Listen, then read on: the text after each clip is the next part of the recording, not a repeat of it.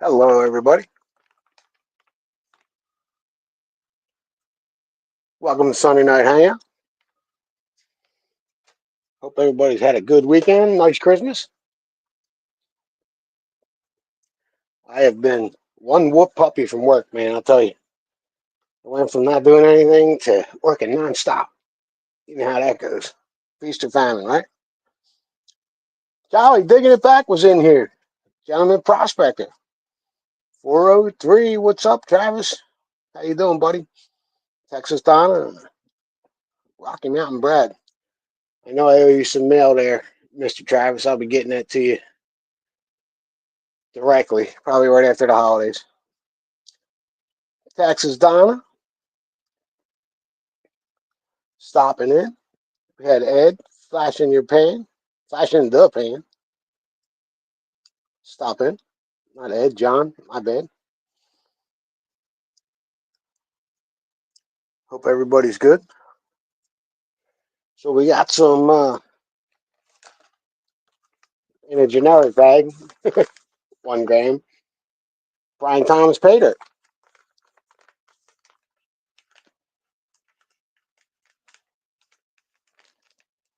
Yeah, if anybody needs an intro video made, hit up Travis at 403 Prospector. Finders Keepers, what's going on?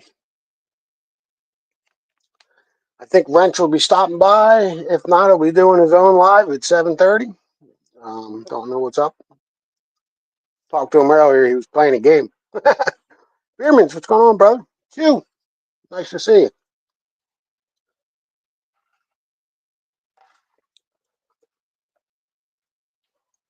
Oh, don't forget the surfactant, man.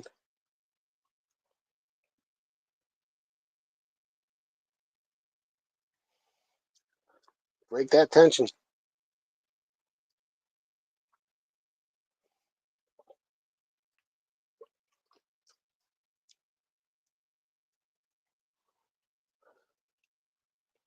Eleven awesome people in the house. Yeah, again, man. Sorry I haven't been going live too much lately, but again, I was really tired, man.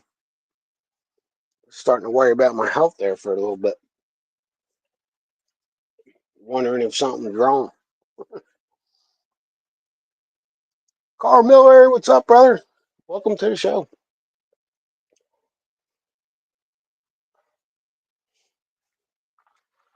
Go through some of these bigs.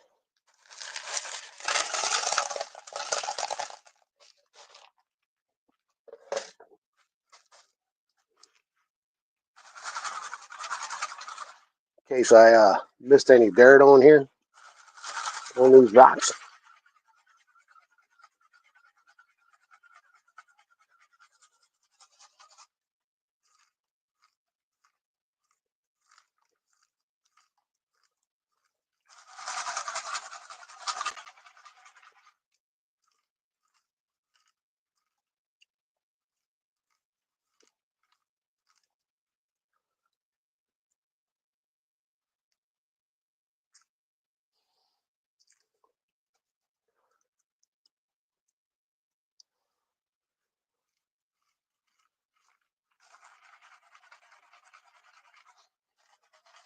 Anybody wants to come on up, they can. They're more than welcome. The link is pinned at the top of the chat.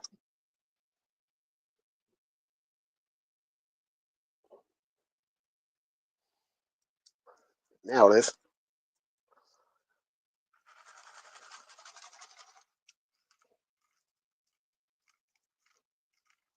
Hope everyone enjoyed the Christmas holiday. Got to spend some time with family.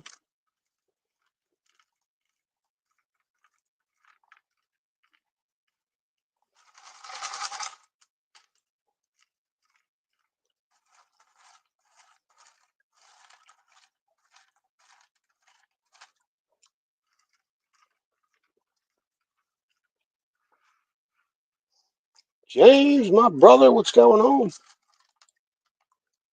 Anybody hasn't been able to see James Culver's page, please do.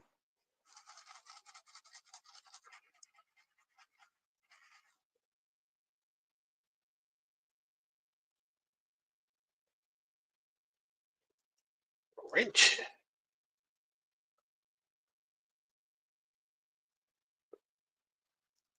What's up, Wrench? What's up? What's going on? You still No. got the keys, right? Yeah, I should. Gentleman Prospector said he might join us shortly. Storage team settings. He's currently stuffing his face. Mr. John Ranch might have an announcement tonight about the Marvin Huff Yeah, donation. I can't. Hey, Three Sky Warrior, what's going on, brother? Hobo Rob. There we go. Yeah, they were Wally trying to stopping show in. me a new feature. The StreamYard actually wouldn't let me do anything. There's an issue. Wouldn't let me because there's a new feature I had to click. Howdy, everybody. Okay, now I had one more person that was doing. Brad Thompson, what's going on, brother? So, got my list. And I got to add to it. Let's see. Find a clean page. Richard said, got some lung card. He's going back to bed. Thanks for stopping in, Rich. I hope you feel better soon. Take care, Rich. Brad's working. Kenneth Bird, what's going on?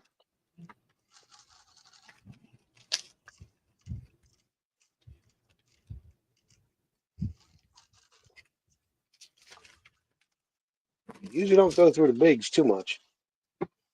But he said this was a picker bag, so I just want to make sure I didn't miss anything.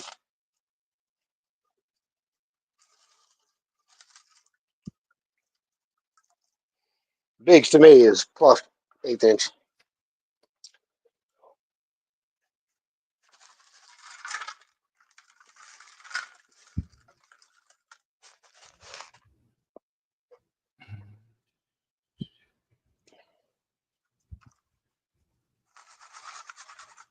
Oh, Donna, I just wanted to thank you. The Cowboys locked up the division for us tonight. I wasn't going to say anything, but I just had to.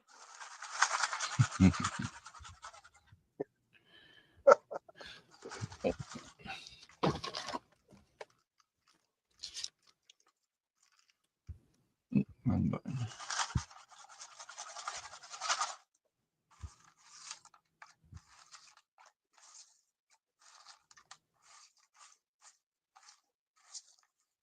So let me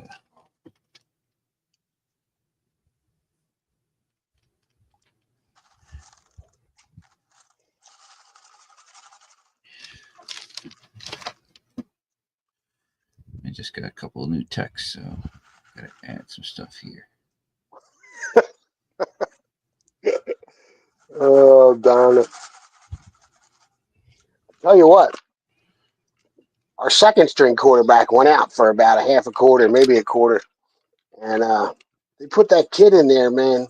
6'6", 231 pounds.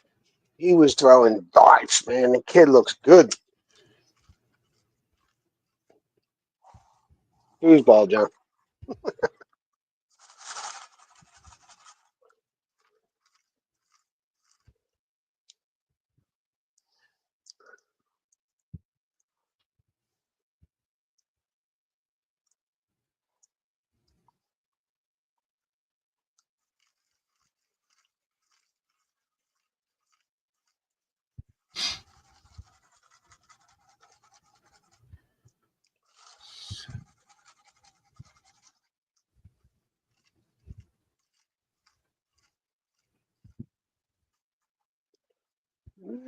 That piece of cords.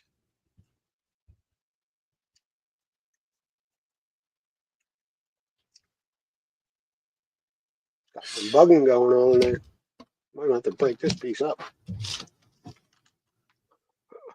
I find it again. Drop it on the floor. Charlie, how you been, brother? Great show today. I won me a $10 gold coin on Rob's channel this morning. That was really cool. Andy Fan, what's up, brother?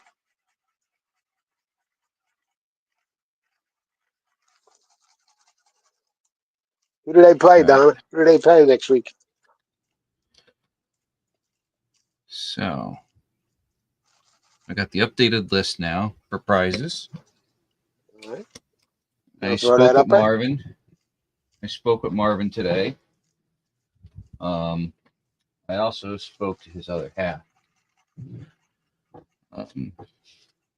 And yeah, things are they're declining very fast. But she got her wish to have Christmas with her family one last time. So That's so they're awesome. very happy for that. But again, yeah.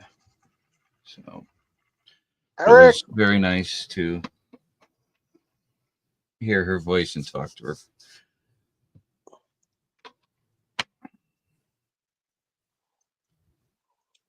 oh, you got to actually talk to Mrs. Huff? Yes. That's really cool, man. Yes. Very, very hard, though. Mm-hmm. Very hard. But, like I said, they're in as best of spirits they can be.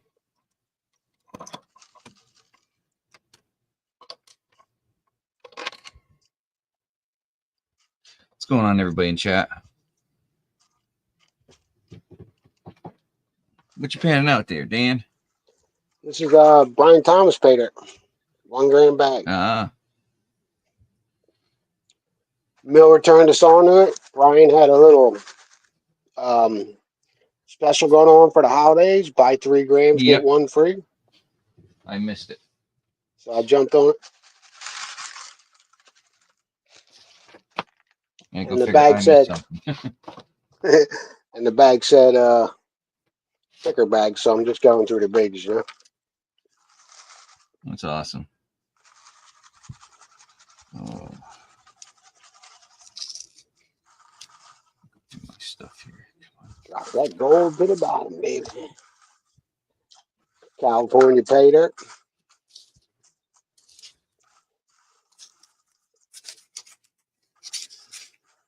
So you know, if Miller recommends it, it's got to be a good deal. So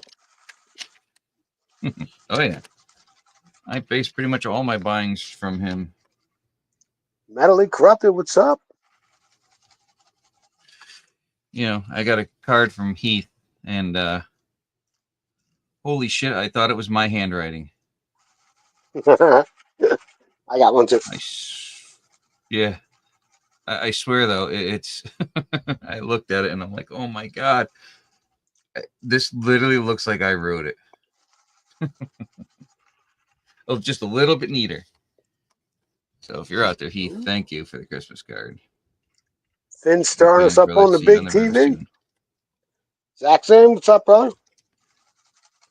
Oh. What a help Jackson's been, too, I gotta say.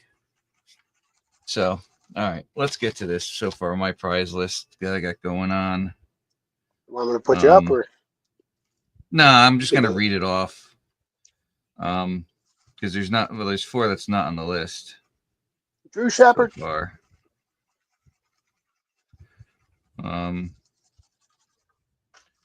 But so far we've got a half-gram bag from Zaxxon. Bag from Alan Curry. That's 3/4 gram of my wrench pay. Miller Prospecting has a 1 gram bag. Look at that little roly Johnny's poly. Corner. Ooh, look at that shiny. It's a good size one. Oh yeah. Johnny's Corner donated a panning kit. Johnny's a good dude, man.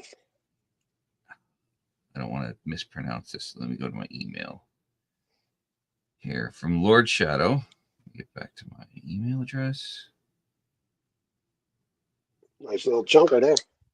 Think I see it. Where is it?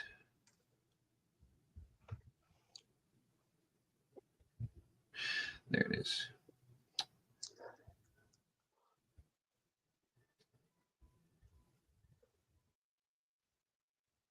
That's not it. There it is. It is pronounced Sumai. It's a Japanese for black ink painting. So Lord Shadow's donating one of his paintings. Eric MRE Reviews is donating a half-gram bag. Pardon me? Who's the painting from? It's a Japanese black ink painting from Lord Shadow. Yeah, let's see. Then we've got Eric's MRE Reviews, half-gram bag. He's got a bag of Vendettas.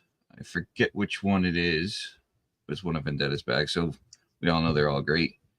Got a half-gram bag from you. Zaxxon is donating that quarter-gram bag from you.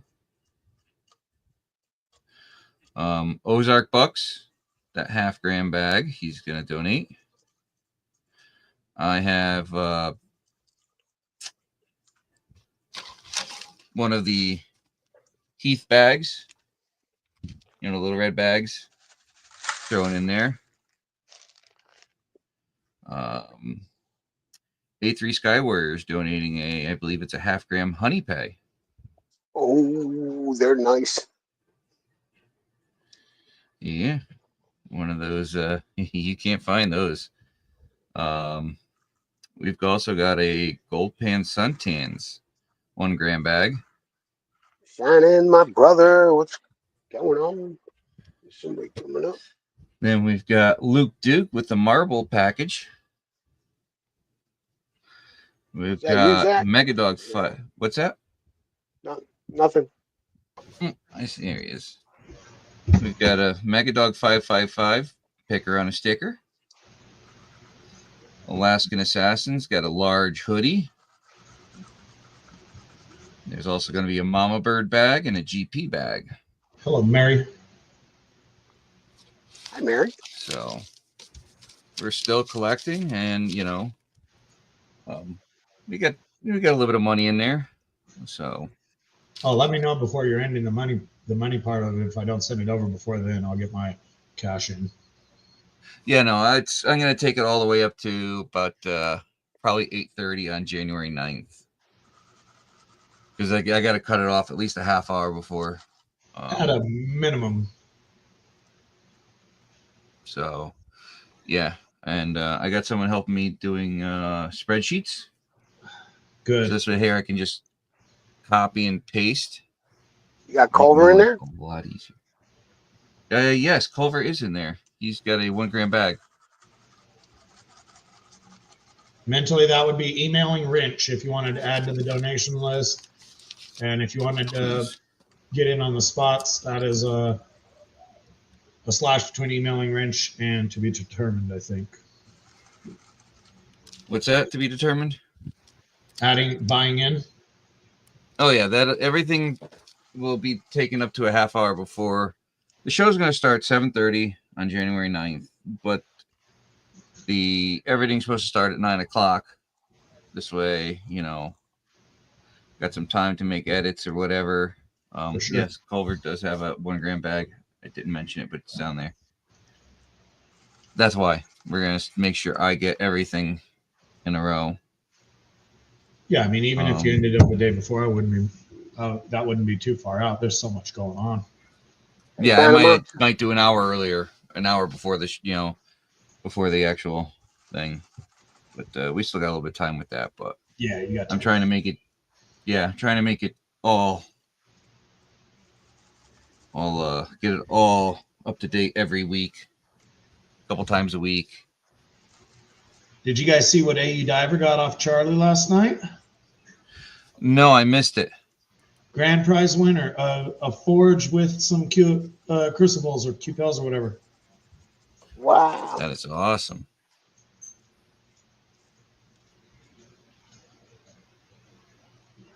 Wow. Man, I was passed out last night. I didn't catch anybody's show. Yeah, man. I mean, I've been meaning to talk to you about that, PA. We in the community aren't real satisfied with you having to go to work every day. It was much funner when you just hung around the house. Yes, it was. Right? With never-ending prospecting trips. I mean, it seemed like a much more enjoyable way of life.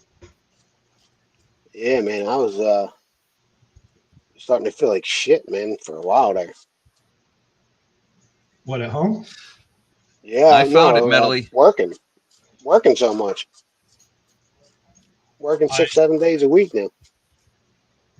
I mean, I don't care if you were out of work or not. If you're pulling 6, 10, 12 hour days a week, that you're getting in the hours and it's mentally draining. I mean, Yeah, I run 24/7, but I get downtime. another little chunker in the bigs. Nice. Brian Thomas Pater. Yeah, I've been getting up at 4 and in work by 5:20, 5:30. We don't get out of there till 3 or 4 o'clock sometimes, man. And you're not getting home till 3 or 4? I'm not getting out of there until 3 or 4, and then it's like an hour's worth of traffic. Come home, I sit down, dude. It's it. Lights are out. Like as soon as I eat something, I'm like in nap mode for a half hour, 45 minutes. I wake up and it's time to go to bed. Well, I mean, those are 12-hour days. Hello, Tom Kingery. Yeah. TK, what's Yeah. up, brother? If anyone needs to Crash. get a hold of me for anything, on my about page Oh, crash. of my channel, everything is there. Best, easiest, fastest way to get a hold of me is text. Next is email. My Cash App, Venmo, and PayPal are there for donations. I just ask that you don't put anything in the description. If you do want to put something in there, if your name is on your Cash App and not your channel name, just put your channel name in the little note there, so I know exactly who you are. Because In the sometimes description. I don't know the personal name with the channel name. And I do have a little bit of a public service announcement here. If you have the standard YouTube picture on there, like Texas Donna or Eric MRE, we don't care what picture you put on there, but put a picture on there so that they can stand out. I can tell you almost every channel on here just by their profile pic. And I mean, half of them aren't even them. They're just, mine's a freaking coyote. But try to upload a picture and change that picture. It helps you stand out and us remember you. Or Mark. chat. Hello, Mark. Hey, Georgianne. Georgianne, hello. Mark Miller, my brother. Yeah, I don't think you or Wrench caught it, PA. I was so bored Christmas and I got done with my chores. I went live for like a half an hour because I could not find anybody else live. Like 20 people showed up too. I'm like, I've got absolutely nothing to say. They're like, we've got absolutely nothing to watch. You could have texted me. If I was around, I would have, hopped up. I just figured anybody if other people were trolling YouTube like I was searching YouTube for like an hour. There was nobody to watch and chat with. And so finally I ate a little bit of food and I just hit go live. Like 20 people showed up. None of us had anything to do. Nice, GP. Very cool. Yeah, if anybody needs the link, It's pretty easy, Donna. No. Link is pinned at the top. If anybody wants to stop up. Johnny's Corner, what's up, brother? Yes, I was supposed to order pizza. We were just talking about you and your awesome donation in the Marvin Huff giveaway. Oh, I was over on Johnny's the other night. I won that same panning kit. God, man. Another chunker. Whose dirt is that? Brian Thomas. Who? Brian Thomas. Man, I don't know. they just keep adding up. It's nice. Miller Prospecting sent out a thing on the Patreon app saying Brian Thomas is having a sale for paydirt. And you buy 3 grams, you get 1 free. So I like free gold. You know? So I bought I don't even need any gold. I would have bought in on that. one. Yeah, I missed it. I know. Don't even ask me how I did, but I did. Buy 3, get 1 free. Hello, Dina.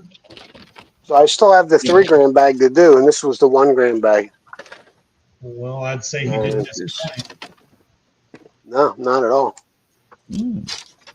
So I'm gonna do my mail call here.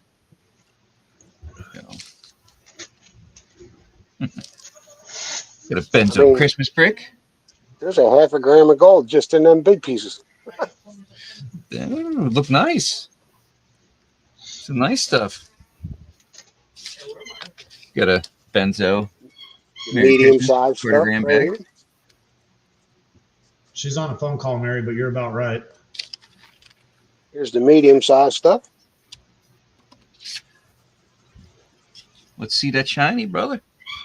He showed it. Crash, what's happening? That's a half gram right there. Yeah.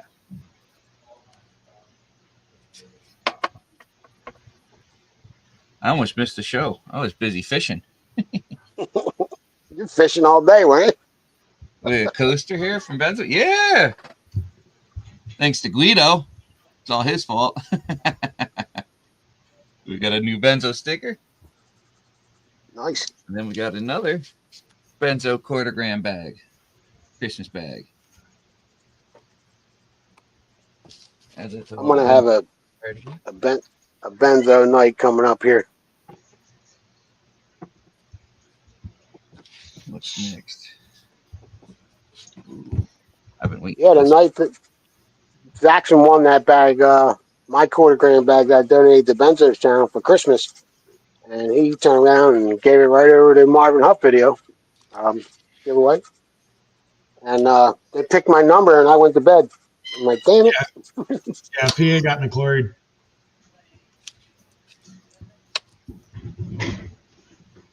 I like the way Benzo did it too. I prefer that method. You pick the winners, and then the prizes are on the wheel to spin. Yeah, that was good.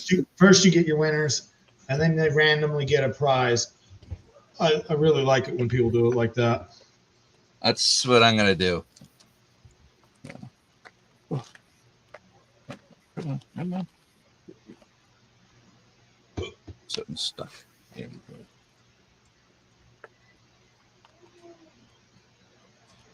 Show. We've got. So Nice, Eric. He switched his profile pic when I said that. That's yes, awesome. he did. Awesome, Eric. We've got Joey Christmas Brown bag is. from. Sorry. Go ahead. Joey Brown's mother is in hospice. No, PA. He passed away the day after Christmas. Yeah. Mm-hmm. And he's still selling some of his gold. So if anybody can help him out, get over there and see him.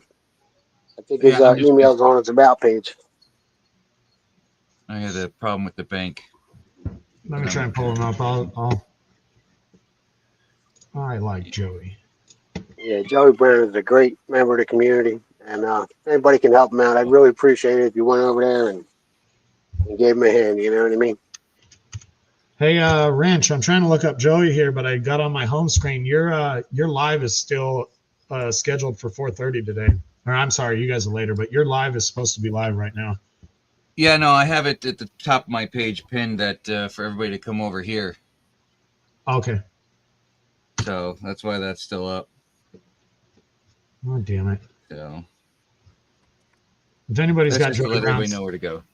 if anybody's got Joey Brown's YouTube link, let me know. You type in Joey Brown, there's too many options. Never mind. Yes, there is. I had to type in Joey Brown Gold. Got a Vendetta 1 gram Christmas bag. It's not on his community page. You might have sold it all. I think he's waiting on me to. I don't know if he does. I have his email, so I can email him. I'm just waiting for my account to get fixed up. I Some more chunkies. gotta send money to him and to Mary. Don't forget mine. I have your thing here to send for you and for Mark Miller. No, you said you were sending out money. I had just throwing it out there. Don't forget the money to me. I like money too. You don't want the pay dirt? No. I want pay dirt.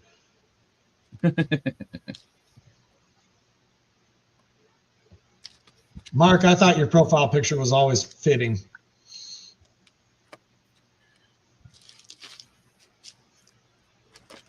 Hello, Panorama. Or Panama. This one's GP, Mama Bird. Troubled one. GP, what's up, brother? Mama Bird. Hey. Howdy. How are you? Ready? How was Christmas with the family? Our Christmas had to be postponed because I got really sick, and I have a daughter-in-law who's 8 months pregnant. So our living room's still full of presents. It is completely packed full of presents still. But our tree. All right, Mama Bird, I got a question for you then. Okay. I'm positive that it is GP's fault that you were sick somehow, but can you please elaborate as to how that was his fault? Yeah, let's elaborate on that. It was just his fault. Okay. So, as you guys know, Mama Bird works Hey, for John. the school system, and she got really sick about a week ago. She brought it home. We both got sick, and long story short, I was able to overcome mine with my superior immune system, and Mama Bird was not quite so lucky. So. If he had what I had, it'd killed him. So, you know. It tore me up for about 2 weeks around Thanksgiving. I was over here hacking and choking on Charlie's stream. Johnny's Corner got it Sure, MC. just a little bit after me. I felt bad for him. He was on stream. He's over there. It was falling bad. over dead. I felt bad. I go back to work tomorrow, and the kids and everybody aren't back yet. Thank God. So. Woo. Georgianne, type in Joey Brown Gold and he comes up. Mentally Corrupted said he wants to jump in real quick if he could. Sure can. Absolutely. And then he's probably going to get sick again because he was outside sluicing in the burr biscuit weather this morning and got his feet all wet. Oh, I was high banking, and my pump, it was so cold, my pump froze up on me almost midway through. It was, but Wow. I got some amazing cons. I panned it just a little bit of maybe 4 or 5 little spoonfuls out during the live earlier today. And then Mama Bird took a nap a little bit ago, and I came in here and panned some more out. I've got well over a gram out of there. So she hasn't even got to see what I've panned out, but I've still got half of my cons left I got to go through. And I love it. I love Missouri. I love No Tell'em Creek. Well, if you're at a half a gram and you're only on the top, that bottom should be nice and juicy. Yeah, that's where I'm at. I did scoop down to the very bottom in the corner of the bucket and throw it in there on camera as my last pan, and I got 2 really nice nuggies. I'm guessing, I haven't weighed anything yet, but one of it's close to a 1/4 gram. I mean, nice. And for us, that a lot of people say that's just a picker, but for us here, that's a nugget. Yep, for sure. Are you close to occasional outlaw, GP? Yes. We're both in the same state, but he's closer to where we're prospecting at than what we actually are. He's only about 2-hour drive from where we prospect. We're 4.5-hour drive from there. I'm gonna go. Wow. If you ever get Little Hill, what's up, Dana? If you ever get the chance to hang out with Outlaw GP, do it. Oh, I welcome the chance. You know what? Heck, I'll meet anybody on the inside bend any day, anytime. Iron Antlers, and we're going to be setting something up hopefully this spring because the cold weather's starting to set in. Today wasn't bad. It started out nice, but it got cold fast. It was 61 degrees here. Oh, that's all beautiful. day. I actually got the fan on. It's hot in my basement. Yeah. I will say why Mama Bird was so sick, I left her for a day. I went down and that's how I got all this material. I went down and filled as many buckets as I could by myself. And I mean, I filled up a bunch, didn't I? And they froze and they thawed and froze and thawed. And this morning when we got up, it was 37. I thought, you know, they're thawed out. Now's the chance to run some of them. So I got 2 of them run through the high banker and down to concentrate on that Dream Mat Vortex mat before the pump started freezing up on me again. And now out there where I dumped my recirculating tub at, it's like an ice rink. The Mine Boss was skating out there on it a little while ago. Well, GP, you might just have to start adding some antifreeze to that water. The neighborhood cats love that, I hear. Right? Cats won't drink antifreeze. A cat won't eat poison of any type. A dog will, but a cat won't. Cats are smart like that.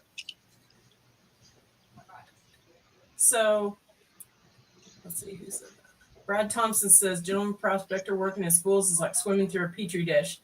You don't even know. Yeah, that is a fact. Mama Bird gets sick, and she's got a strong immune system because she's been there for so many years, like what, 13 years now? Dog toy, Mary. Yeah, and but she's got a good immune system. But you know, it's just, especially when the kids leave, like they left for Thanksgiving and was gone for Thanksgiving break, and come back. They, you know, brung everything from all the other states back with them, and grandmas and grandpas and different things. And everybody at the school that ever works at a school knows what it's like. Everybody gets sick and they stay sick, and they actually encourage you if you work for a school to come to work sick. Yeah, the policy is you can come to work positive, and as long as you don't have a fever. There's 2 things that kids like to share: the truth and their cooties. That's true.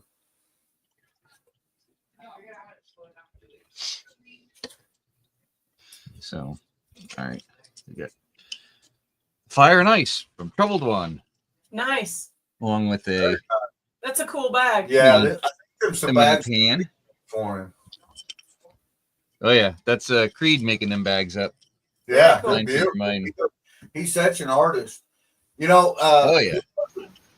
Today, Mama Bird was running some tellings. We got a new mini Miller table, and we just love it. She absolutely loves it.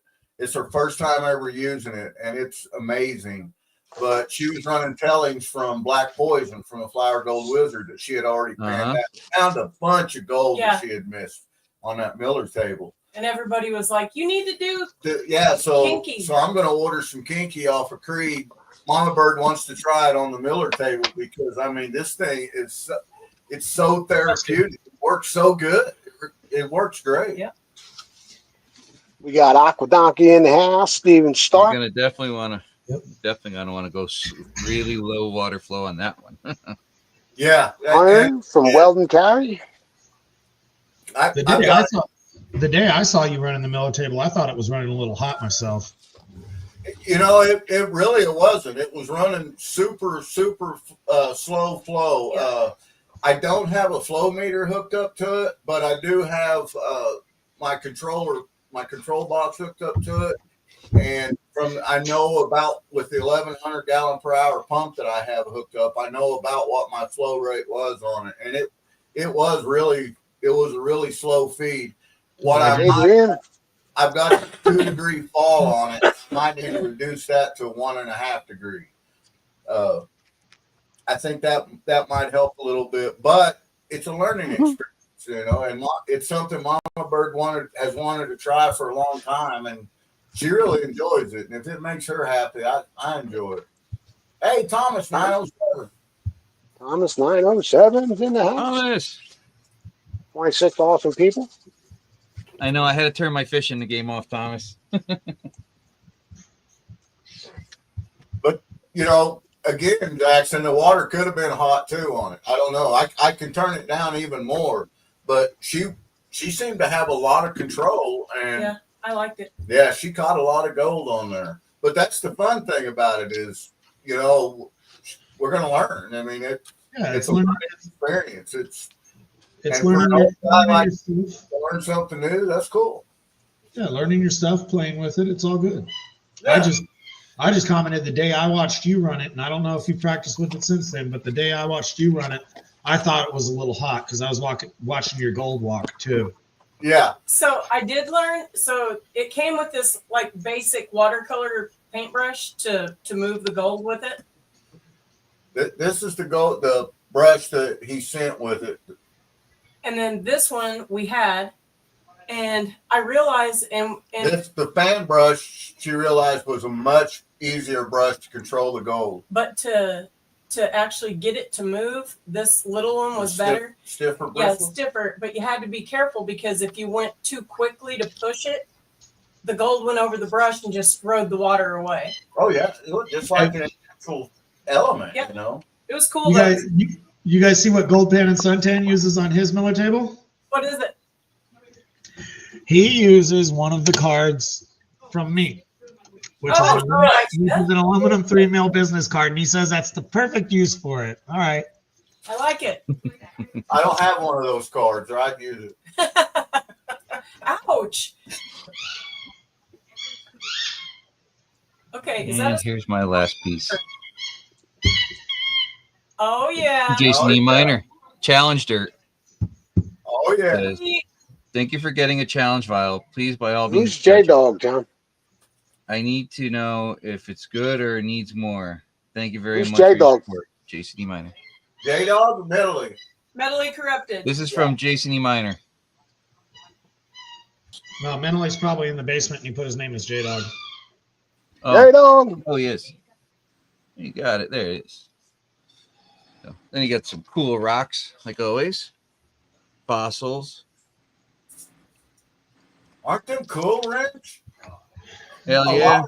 Or horn fossil. Horn coral. Yeah, horn coral. I love how he packs his boxes. Oh, I mean, I don't know. He must be. On that. He must be paying an arm and a leg for shipping. This was the original right here. I keep it, but I split the back open because he had it all sewed in meticulously, and that's how I got the vials out. The very first ones that he ever sent me. I love it. He's very talented. Yeah, I've heard about that. That's pretty gold, PA. That is beautiful gold.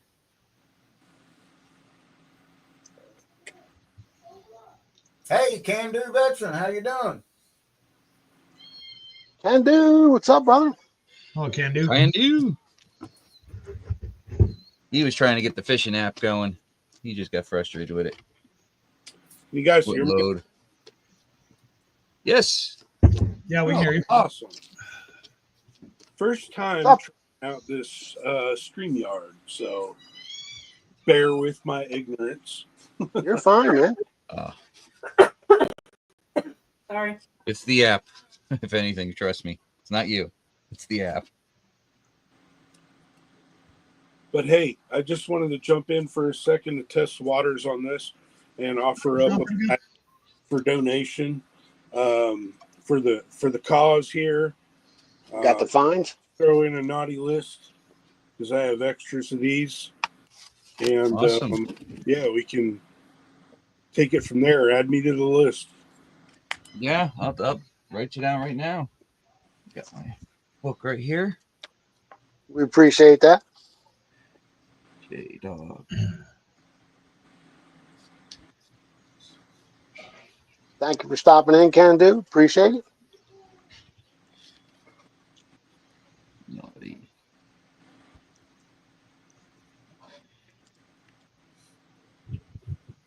But thanks again for letting me stop in. I'm not going to stay on here long.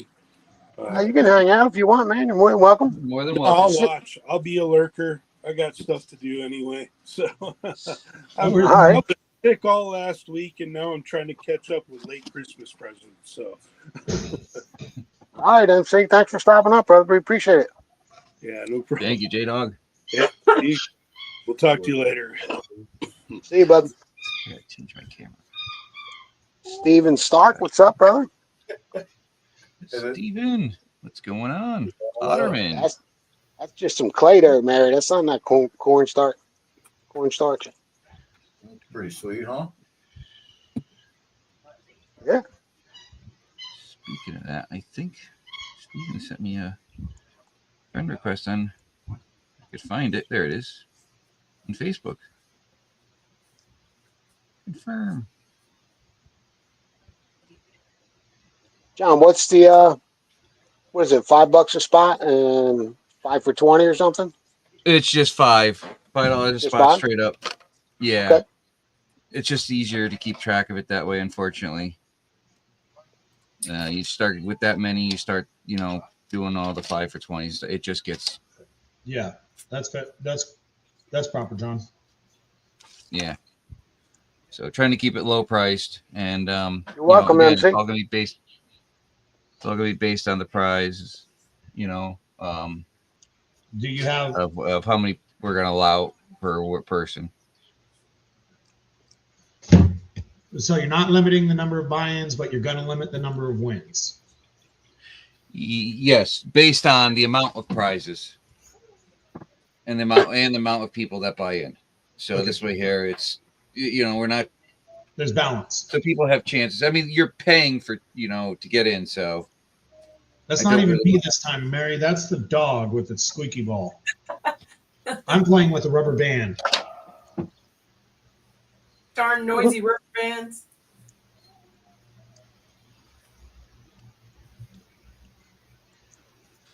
Awesome, Thomas. Just let me know. I'll put you down. So GP, you're not worried about watch hours on your channel, right? No, I'm not. Okay. Can I make a suggestion how to make mama birds grow faster and the streams more enjoyable for us? Yes. Sure. Run your live stream on both channels like you have, but don't stream it to your channel. Just never start it. Like Wrench has his live going right now, but it's not live. It's just waiting for Wrench repairs or whatever. That way it brings all of us over to one chat, because when you're sitting in a chat and you can only read what half of the people are saying, yeah, the dual streams are very annoying to sit in. Yeah. Yeah. But if you have it live on your channel and you have a pinned message right there, even your profile pic or whatever, go to Mama Bird 675 or whatever her complete YouTube name is. Then you can use your channel's subscriber base and exposure to guide them over to hers, rather than the people that come to yours and they're like, oh, they're streaming, and they just sit in your chat. That way you share your subscribers and use your exposure to drag them over to her channel. That's cool. Yeah, and thank you for that. Any advice, especially from you, Jackson, we take it seriously. Yeah. You've been. Were you guys in Charlie's last night when Rob took my computer advice? No. We haven't. I've been. Okay. He was complaining about his new computer slowing down on duck races. So I asked him if he runs a cleaner program, because I have to run a cleaner program on my computer. Mine's getting older anyway, but I put them on there when they're brand new. It just erases my tracking cookies, my histories, my this and my that. He doesn't use one of those, hasn't used one of those in 4 months, so his computer is going to be getting loaded up. So I said, if you're not going to use one of those, or if you don't have one, then go in your history and start erasing your history and your cookies and things like that, which you can do just clickety, clickety, clickety. A program's easier, but you can do that. Oh, that's a great suggestion, Zaxxon. I'm going to do that. So he did that during the live stream, which as you erase your history and your cookies and all that, it logs you out of everything. Oh. Otterman, what's up? So he got logged out of his Facebook. He got logged out of his duck races. He got logged out of everything. So what you're saying is you're getting hate mail. No, I don't get hate mail. Put them on a paper plate. Here. Also, we got He just did what I said immediately when I said it. And, the general joke for the next 5 minutes was, don't listen to Zaxxon. I hate when I get logged out of everything at work. You don't have a choice. You have to update every 90 days all your passwords. And it happened. Man, that's a pain in the butt. And I didn't know any of my passwords, and I had to reset with tech. It was a huge pain in the neck. Oh. Yeah. I've never worked anywhere like that, but I see a lot of people have to do that. And it's like, why does the lowest level AutoZone person or cashier at a restaurant or food service worker or anything like that, Right. why do they need a password? And why is it so desperately important that they must update it Right. once a week? Right. That's just, I don't understand it. It is the dog, Mary. The freaking ball's right here because it keeps throwing it at my feet.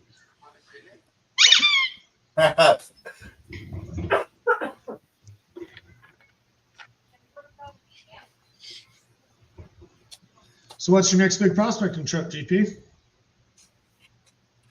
Well, the next trip that we know for sure that we're planning is back to Coos Canyon, but that isn't going to be until May and June. But the biggest trip that we're planning right now is Alaska. However, we just got invited, and I'm not going to say by who because it was a personal invite, but we got invited to go to Corsight, Arizona in February, and we're thinking about doing that as well. The only thing about Arizona is even though it's the desert and even though it's not frozen, I think you said you've been down there before, the lack of moisture causes really big temp swings. Yep. So you know, you're talking to me and I'm like, oh yeah, it's 70 today, but it's going to be 38 tonight or something. I can tell you what my swing is right now. Today is 74 and 39. Tomorrow is 66 and 32. And it's like that all week. It's a 30 to 40 degree swing all week. Wow.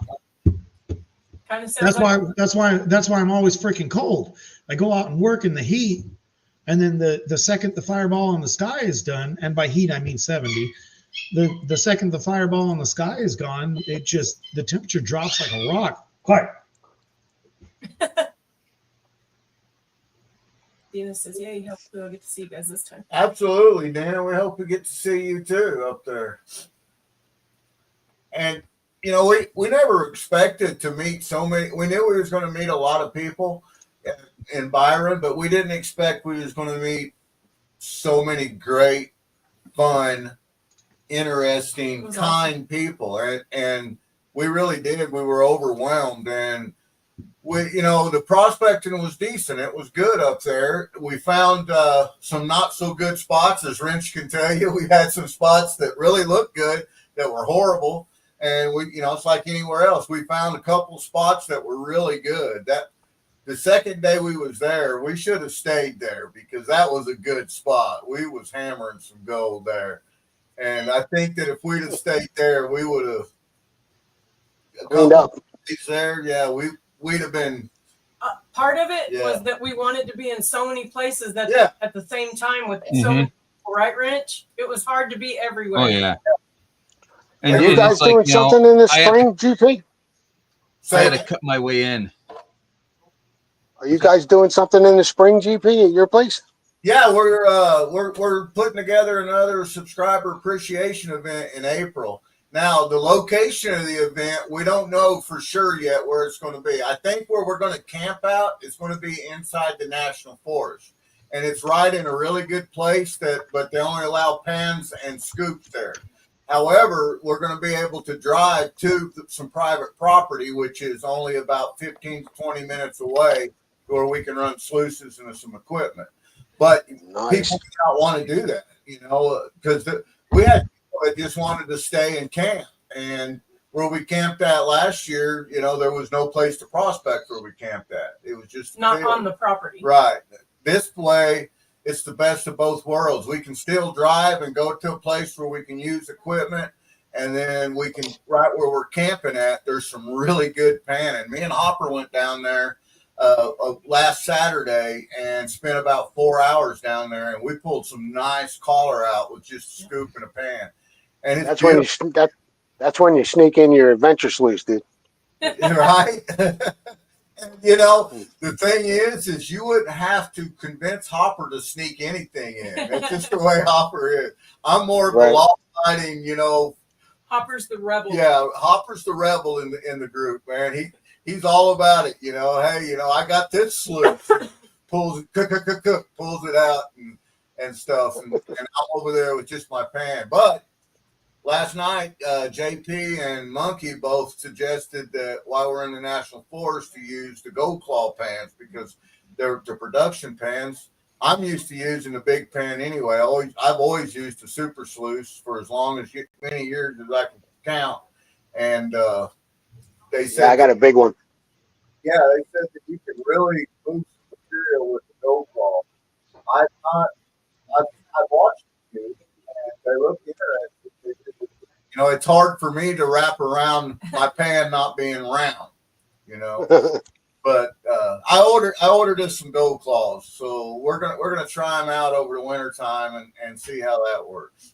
The thing you got to remember with that gold claw pen, GP, especially in the capacity that you're trying to use it, is you're not actually trying to find the gold.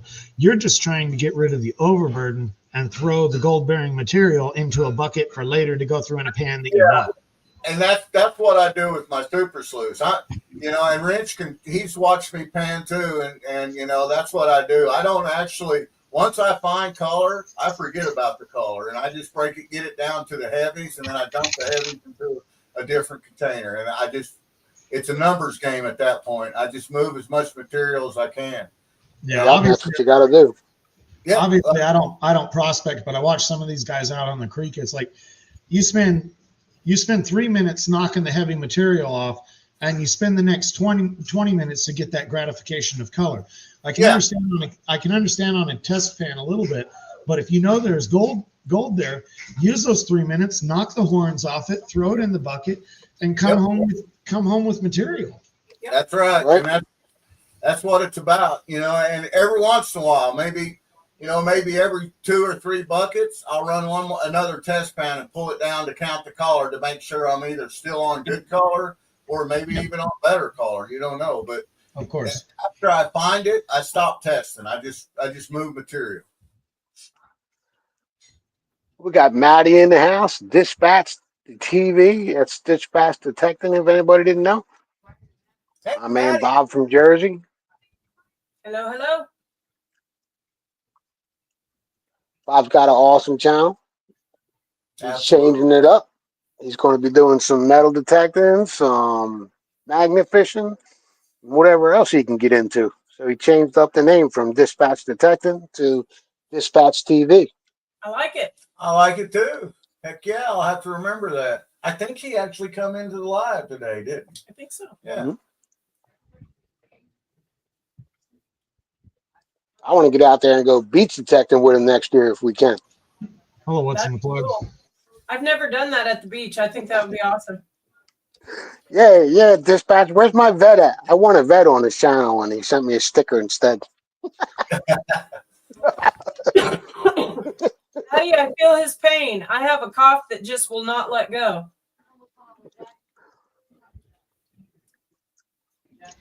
Everything from the sick went away from me except for the ear infections and the ear issues. Yuck, that's terrible. That is bad. I hate that, man. I hate that for you, Jackson. Oh, I can hear about 60-70% now, but for a week there, I couldn't even hear my phone ring or my alarm go off in the morning.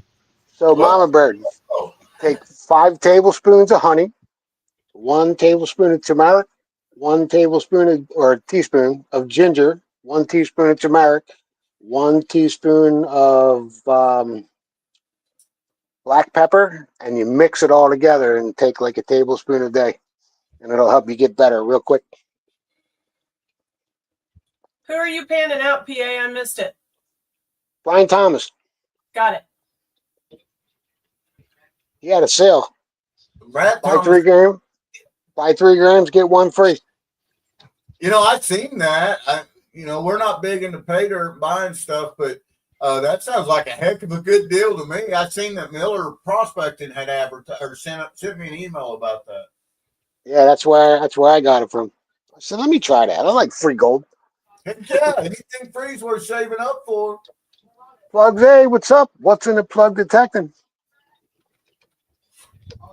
So Mama Bird just got a new banjo pan over the holidays. One of our subscribers, Karen. Karen Forrester give it to her, and she put a dream mat in it. It does not, but I have several of the second edition dream mats. It didn't come with the dream mat, but I have several that we can put in it. It's the regular mat in it, but they sell them for $8 just for the banjo. Oh yeah, That's sweet. The one that goes in the banjo is the exact mat that goes in the cleanup buddy as well. How was that hanging up? Very gently. Actually, it was the hole in the back. I'm done. If you could just see what Mama, I just watched Mama Bird do. That was hilarious. I blame it on the meds.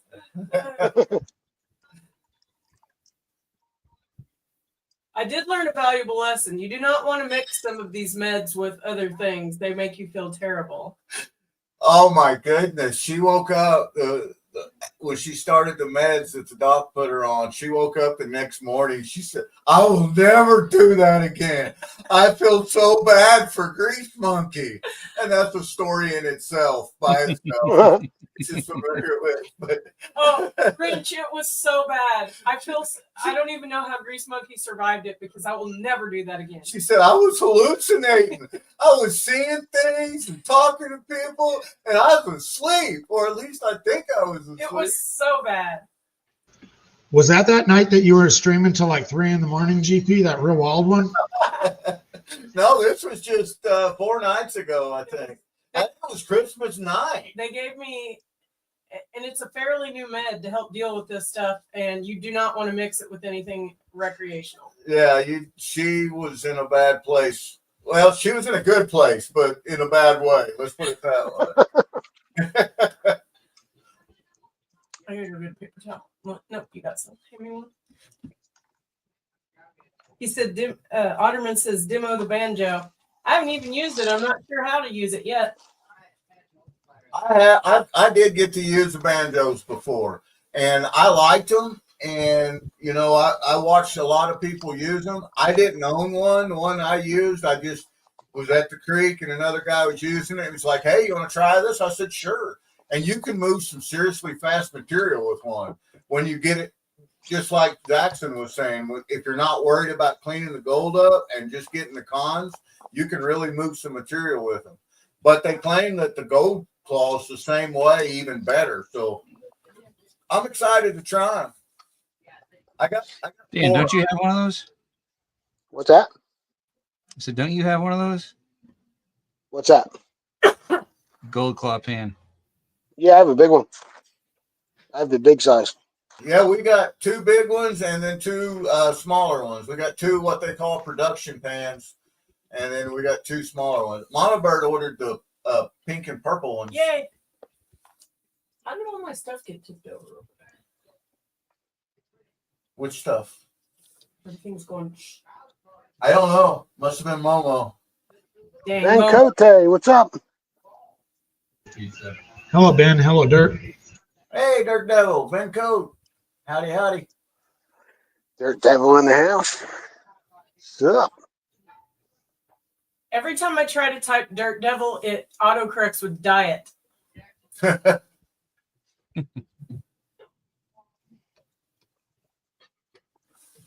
Stupid spell checker. Right? I hate mine. My autocorrect only works to my advantage about 25% of the time. The other 75%, either it puts the wrong thing, or I know I've spelled something wrong and I'm waiting for it to come up on autocorrect so I can click it. Yeah, same. Yeah. And it doesn't. For some reason, my autocorrect changes is to "id." Continuously can't fix it, and it's annoying because I'm not only texting people I know, I'm messaging with customers and things like that, and sometimes "id" instead of "is" signs me up for things that I don't really want to be signed up for. I'm like, no, I had not come out there and do it for nearly nothing. I meant "is." You Maddie, Jason E. Meyer. Jason E. Meyer, you Hey, just Jason. missed Rich showing off a wonderful package that you had sent him. What's up, Jason? Come on up here, brother. Come on in, Jason. The water's fine. This is the last time I used GP's hair clip. It's not cooperating. Hey, Maddie, what is Johnny working tonight? Yeah, he said he was working. He was on break when he stopped by. Okay. Johnny works I like, didn't catch it.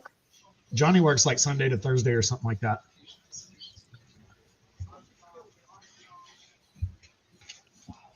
So when I did my 600 sub giveaway, Plugsy won a Dream Match sluice from me, one of them little pocket sluices. And I was like, have Plugsy get in touch with me, I gave him, like, I don't know, 14 days to get in touch with me.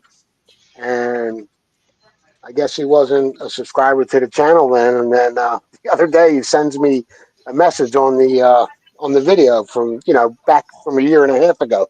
And he says, "Oh my God, I didn't even know about this." I think Jeffro won the sluice, though, the little pocket sluice from Dream Mat. I remember about 2 months ago you did your 1,000 subscriber giveaway. Now you're like 5K. Yeah. That's awesome. That is awesome. Somebody blew up. I think it was April when I did the 1,000. I was getting ready to do the 2,000, and the next thing you know, I was at 5,000. The giveaways are nice, and I'm sure everybody appreciates it. But once the channel growth gets too fast, you can't keep up with them. Otherwise, you're just giving away everything.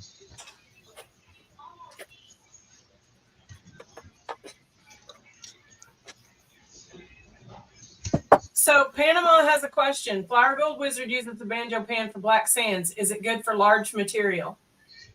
What do you guys know about that? Well, it's good. Any material. It's a pan. It's a production pan.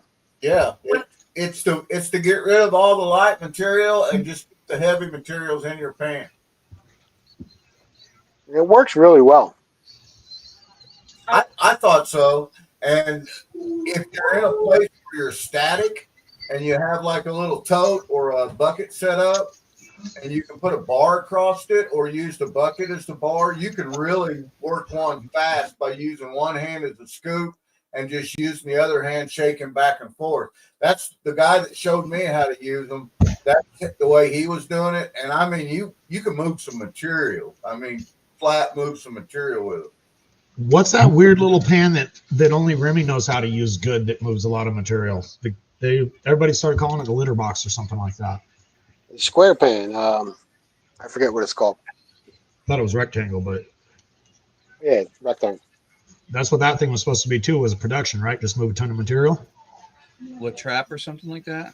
Yeah, the trap is what it is. The trap pan. Trap. Yeah, that's it. Yeah, we've seen that. I've not ever used. Hi, Mandy. One of those in Maine. Jason said it'll be up in 5. Cool. Personally, the favorite pan I have is the XP pans, but I'm only doing it at home. I'm not doing prospecting. But depending on the material, I still like my cheap, crappy Amazon pan that I started panning with first. A little piece of junk just works well. It's like putting on an old pair of shoes. Hello, old friend. Right? Yeah. I like my little gold fox. Yep. I like my sluice fox right here. That's what I meant. Sluice fox. I don't know why I said gold fox. The pan that you're using right there is my very favorite cleanup pan, PA. The Martin? Yeah, the sluice fox that you just showed. Yeah? Gold. Same pan right here. You're supposed to swirl these, and it throws all the heavy material right off the side. If you ever see the video on how you're supposed to use these, it's pretty cool. I'm glad I never watched the video because I don't swirl. Joseph Golden says that unscrews your gold out of the pan. Everybody uses different things. For a while there, Brian Indiana Creek used the hex pan. Yeah. Everybody hated that thing, but he could use it like a pro, one-handed holding his phone, and you're not just talking him up because he's filming live while he's eating through all this material. Right. The one-handed prospector was the joke for a while. Yeah, the one-handed panner. And that's what it's about. It's what you're used to and feel comfortable with. Every pan works, you know. And the thing is, whatever you're comfortable with and whatever you like using, stick with it, you know. Well, I think, Remy, if you're lurking, come up here. Talk about that little trap pan. I was watching one a couple of years ago. A Can-Do veteran went on vacation somewhere or something like that, and he forgot his pan at home. He was like, "Screw that!" He says, "I took a hubcap off of the trailer." He was panning. Nice. Yep. I have panned in a hub. It'll work. A frisbee, a cup. In search of gold. We used to have an old 1979 Ford 3/4 ton pickup that had the big 2.5, 3-inch walls on the hubcaps, aluminum ones. The giant chrome ones. I remember those hubcaps. Yep. I popped one of them off before, and I used that as a pan. I mean, that you know what? If it works, it works. Yeah, Hobo Rob. That's how the conversation started. Was in between the banjo Hobo pan. Rob. Felipe.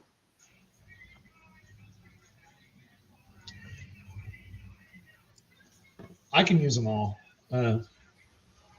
given time, but I'm in no race to pan. I have no idea of making a video, and I in no way profess that I lose no gold. I know I lose a lot of gold. It's just like a bonus whenever I do clean out the cons for the second or third time. We all lose gold, man. It's, you know, that's just it. As much as I've lost panning, I guarantee you I've lost more in my house here, drying it up, playing with it, weighing it 3 different times, and drying it too fast on the stove, and a bottle of water pops it out, or a bubble of water pops it out. Yeah. I've lost more cleaning it up and drying it up and putting it away than I have panning.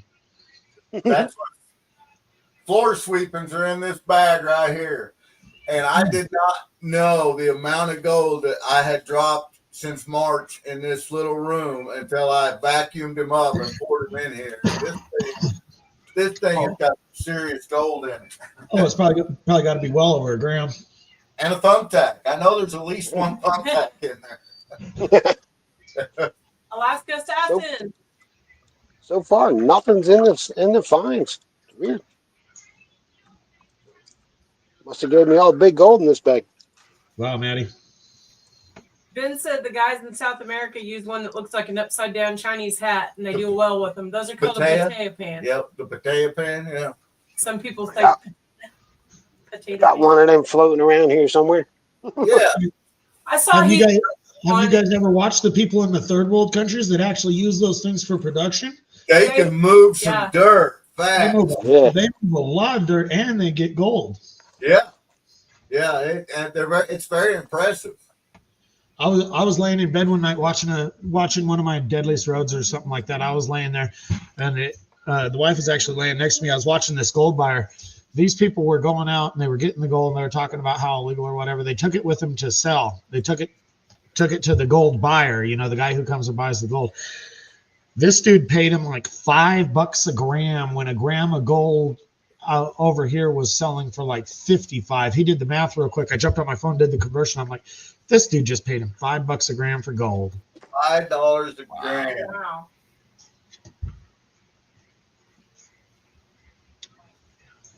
Did you see Mary's question? We got a boop. Mary wanted to know where'd it go. She wants to know what you think of getting pay dirt wet, or when you receive it, if it's wet. What's your take on that? Doesn't matter to me. Oh, Jason. That don't matter.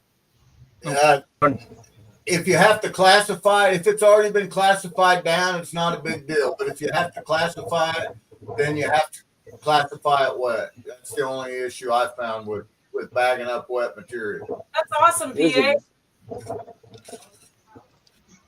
Do you like using But tell you, I've used it twice. I've used it twice since I got it.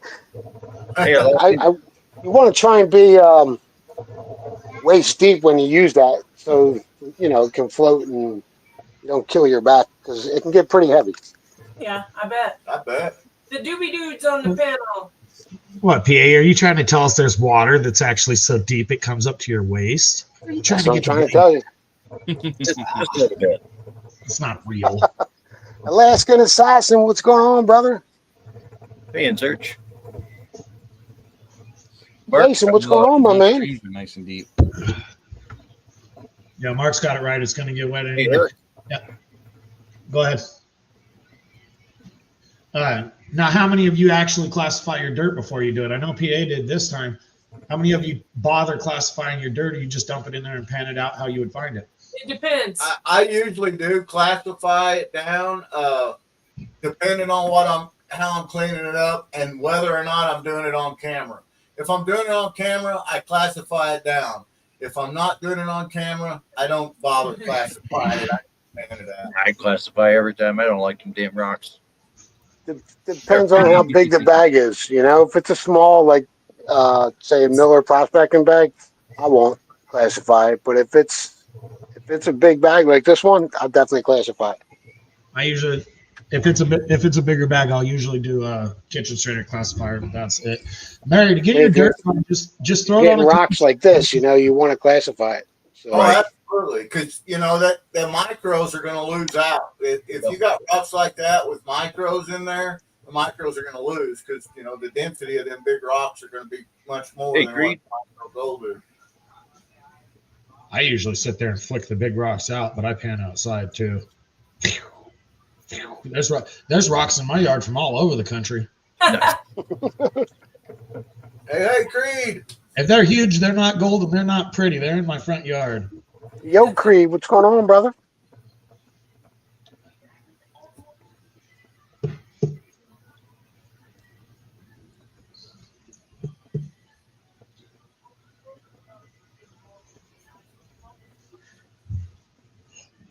Yeah, that was one of the South America ones, Panama. Hey, Dana. I knew one guy that was buying his gold from Hawaii, super cheap. You know, like 30% off spot. And then he was asking me about whether or not, you know, that I think that's good or I think that's kosher because he was using it in pay dirt.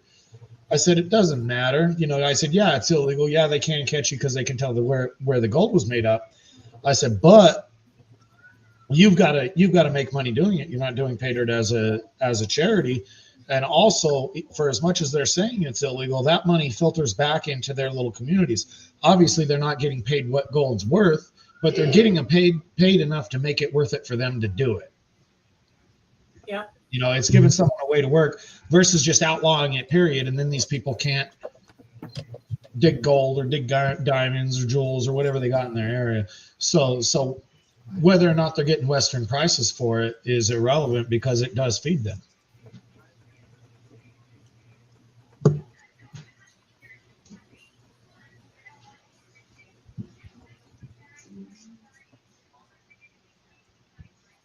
You fishing again, Wrench? No. I got it open, but I'm just relaxing. What game is it, Wrench? What is it? It is called Fishing Planet through Nice. Stream. The fishing It games is have available, I guess. come a long What's way. that? Yeah, they definitely have. I talked to one guy a few years ago. He was playing a fishing game while our kids were playing baseball. And I was standing next to him. We usually hung out together. And he caught this big old giant fish. I'm like, dang, you got a big one, man. He says, yeah, but I don't need any big ones. He says, you get big ones all day long. He says, I need two little ones to up the level. He says, and you can't hardly catch the little ones. Mm-hmm. Our son has a gaming channel for like 3 years, I think, Call of the Wild. And they don't just hunt on there. They do fishing. And the graphics and stuff on these games now are incredible. Oh, you run across them in the shorts. Sometimes you're watching them. You're like, no way. Then you start looking a little closer. You're like, I knew it was fake. That's a video game. I always get all mad and thumbs down.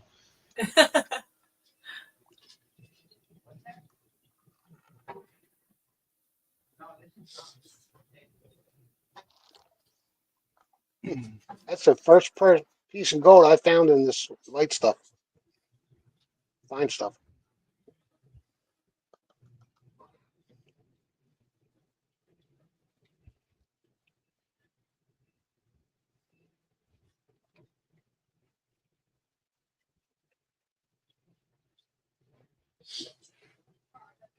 One more little piece.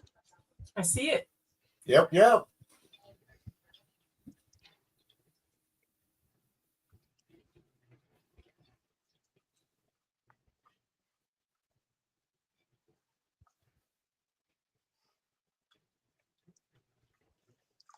I think this was like a 3-pound bag of dirt. Wow, 3 pounds. Sorry. That's a pretty good sized bag for pay dirt, isn't it? Yeah. I got a couple of 3-pound bags left. One more. It'll be 1,000. You know what else I was thinking, GP? That little cleanup sluice, you can always speed pan into a bucket, like you said, with the claw, and then go back up to camp and hook up your battery operated cleanup sluice with a cement pan. That's right. Your camp's considered your home, and we can run sluices at the campsite. Yeah. That's the way to go. We've got 3 cleanup buddies, 3 Flower Gold Wizard Hey, micro. Jim, you're at 1K. Congratulations, buddy.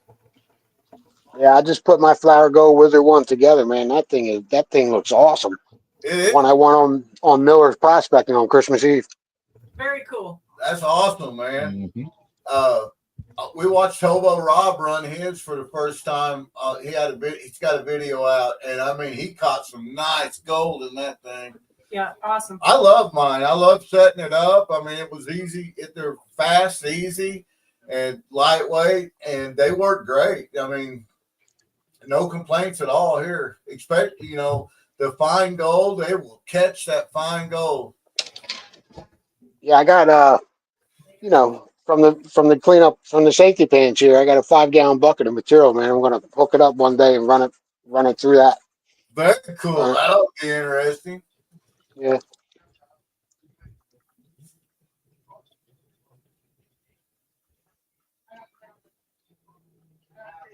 There's a half a bucket of bigs out there that I didn't go through yet neither, so I could be doing that too.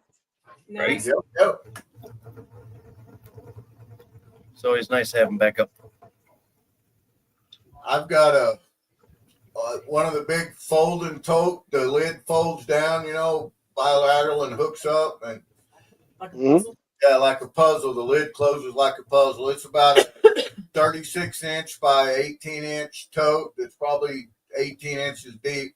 That Hopper gave me. That he over the summer he's been collecting cons in. He gifted it to me for Christmas. I haven't touched it yet, and Mama Bird has completely kept me out of it. But I'm so excited to go through that. I can't wait. Yeah, I forgot to turn on the heat in the back room.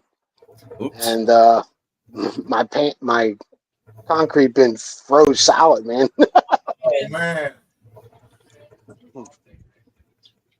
But it was 61 degrees today. It's all thawed out. So Good deal. That's this morning. It warmed up overnight, and then the temperature gradually fell all day.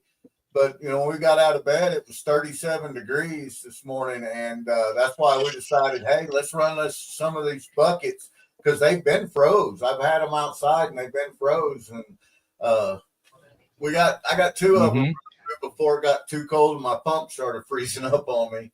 But we've got about 4 more that we need to run through because they're classified down to 1/2 inch, and I could bring them in here and run them through a smaller sluice. But the last time I did that, because it's actual river ponds, the water got so muddy so fast. It was crazy. You couldn't see anything. You couldn't see nothing.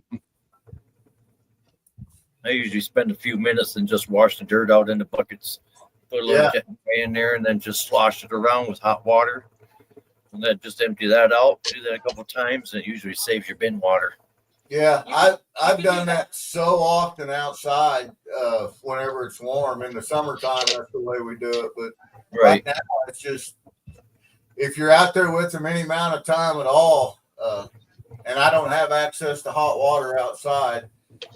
Well, I guess I could tap it into the camper and hook it up to the. I just clamped the hose in a bucket and put it on real slow and just let it overflow and get all the clay out. You know what I mean? Yep, Yeah. that's the way I do it during the summertime. I've not done it much in the winter like that. You could prep ahead of time and do that, and then if you do have to bring stuff in the house, it won't be as bad. Yeah, we've got some warm weather supposed to move in next week. Hopefully, all this gloomy rain stops.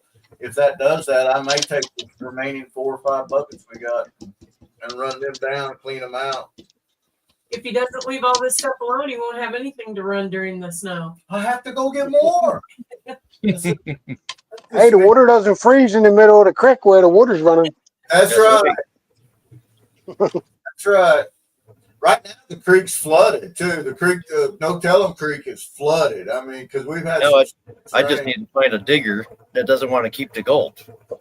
Gotta get grandkids, man. Right? Because it takes a They're a little young yet. getting me. None of mine are interested. I got 15 of them. I got mine. Busy with sports. Metal detecting. That was pretty fun. Nice. I got a kick out of that. The oldest 2 grandkids, their interest is about 5 minutes, and then they're moving on. Yep. But the youngest grandbaby, I have pictures of her in my gold pan. Yeah, she was so small. She had pictures of her in her gold pan, and then she's now that she's got teeth, she will chew a snuffer bottle up really fast. Nice. I said to my son, "You want to go?" He's like, "Can we drink there?" I said, "Yeah, we can drink. What do you think we do?" So he might pop down one time with us next year. Awesome. Mary said to tie you to the bed while I'm at work. You might like that, Mary. Mary, quit telling our after dark secrets. Right. It's a little more fun though if you tie them up and not go to work. I'm just saying. Right? That's it. Is there a checklist for that on PTO, vacation, tied up husband? Right? Should be. I think it's BDSM. That's it. Hey, Joseph, Brad Thompson. Joseph Dalton's in the house. Where you been, brother? You late.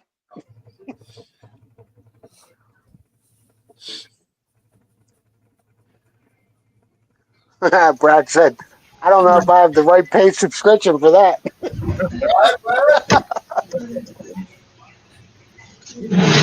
This was going from gold painting to OnlyFans really quick there. Chocolate milk. I just want it to be known that I was not present when chat went sideways, and I don't even know what you guys said because I was on the phone. This is not my fault. Mary did it. It was Mary. You know we need supervision. Right? You can't leave us alone. What are you thinking? You should have heard Mary last night. We were over there warming up for JP's chat, looking for something to do, and she was talking about bananas and smoking. And Oh yeah, she was. I was covering my ears, but I couldn't stop looking. I didn't know what was going on. Mary, you make Zaxxon turned red. If Zaxxon turned red, that was some serious talk with me now. Well, at least we know Taz is getting taken care of. Right? There you go. He should have been a happy guy that slept well for sure. Right? Where is Taz, by the way, Mary? Yeah, I haven't seen him on in a while. She's talking about restraints to tying people up. Just saying, somebody might want to do a well-being check. Right? Bananas. We have to go up there and That poor fella. smoking bananas and stuff.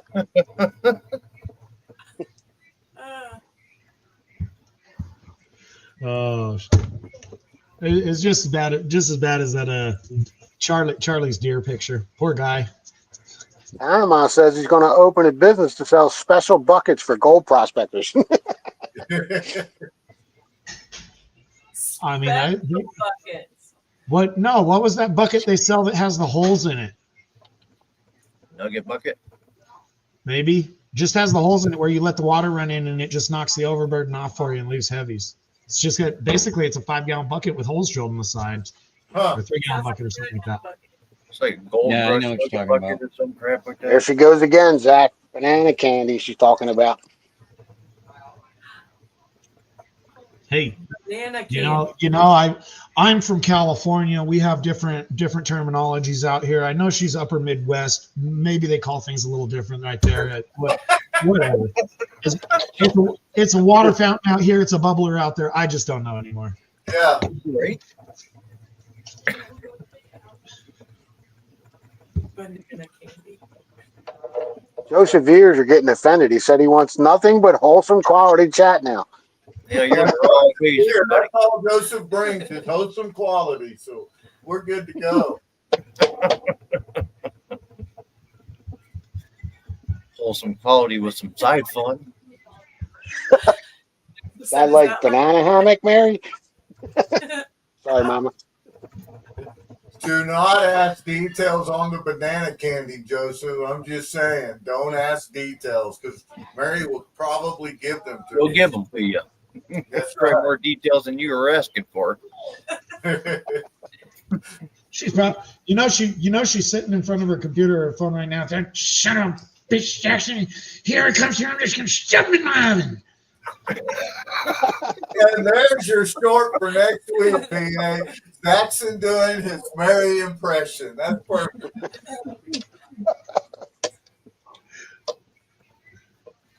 No, we had some good jokes for a while. I think it was last summer. Could have been this summer or whatever. I came into a room and Mary was just there and she was chatting and she was being real nice and I was just being me. And it was during the heat wave that we were having. There was a big heat wave going. And I said, there were about 10, 15 people in the room. I said, Mary, have you been talking to a lot of people in person lately? And she answers back. She says, no, why? I can't help but think that all this extra hot air has come from somewhere. Chat was dying there. You walked into that, Mary. Hey, Lisa. Hi, Lisa. Lisa. Hello, Lisa.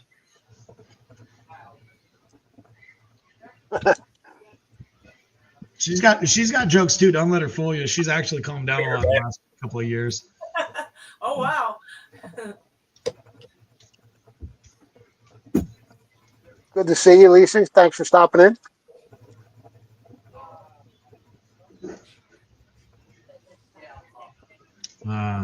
Here. Hey, John.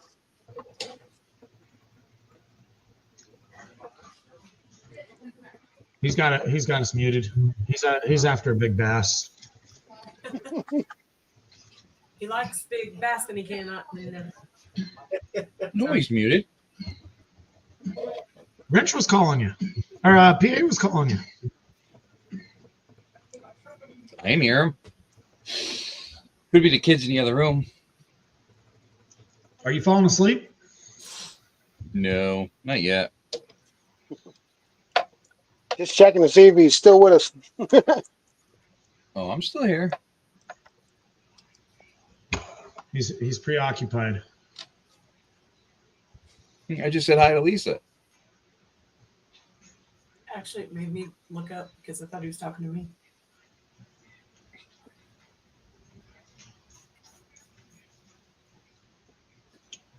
Lisa's doing her kitchen cleaning for the year. Not fun. Nope.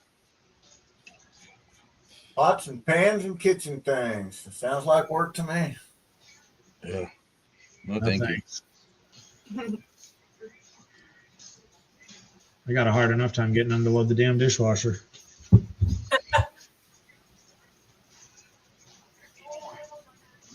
Panama wants to know if that's the meds, Mama Bird.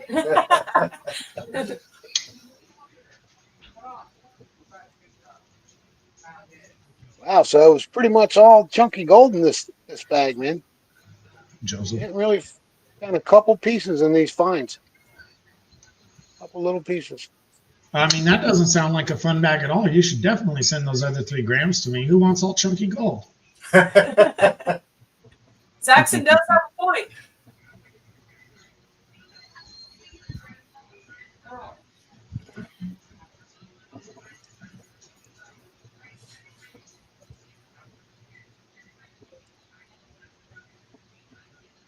One So more GP, piece are of you gear. fully retired now, or do you still do consults on the technical stuff? Say what now? I'm completely retired out of it now, but for a long time after I retired, I did do a lot of consults too. When was the last time you got on the ropes? Yeah, it's probably been, so the last time that I was actually on a rope, it's probably been about 18 or 20 months ago.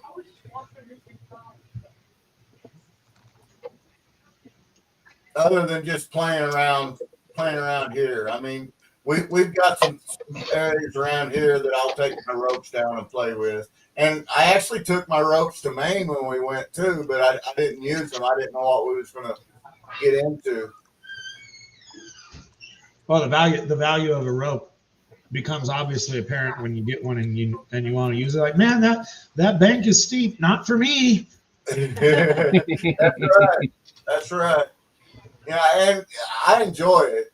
I enjoyed it whenever I did it. When I first started doing it, of course, I was a young man, and then I was fairly good at it. So I was one of the first 5 people in the state of Missouri to become tech certified in all aspects of rope rescue, high angle rescue, and I taught them classes for so many years. I just loved it. I still do. GP, you should check out a channel, How Not to Not. I can link it. Not. How Not to Not. I can link it in chat if you want to. Basically, this is a youngster style climbing channel, but what they do is they test knots, rigging, setup, and equipment, and they've got a pull machine.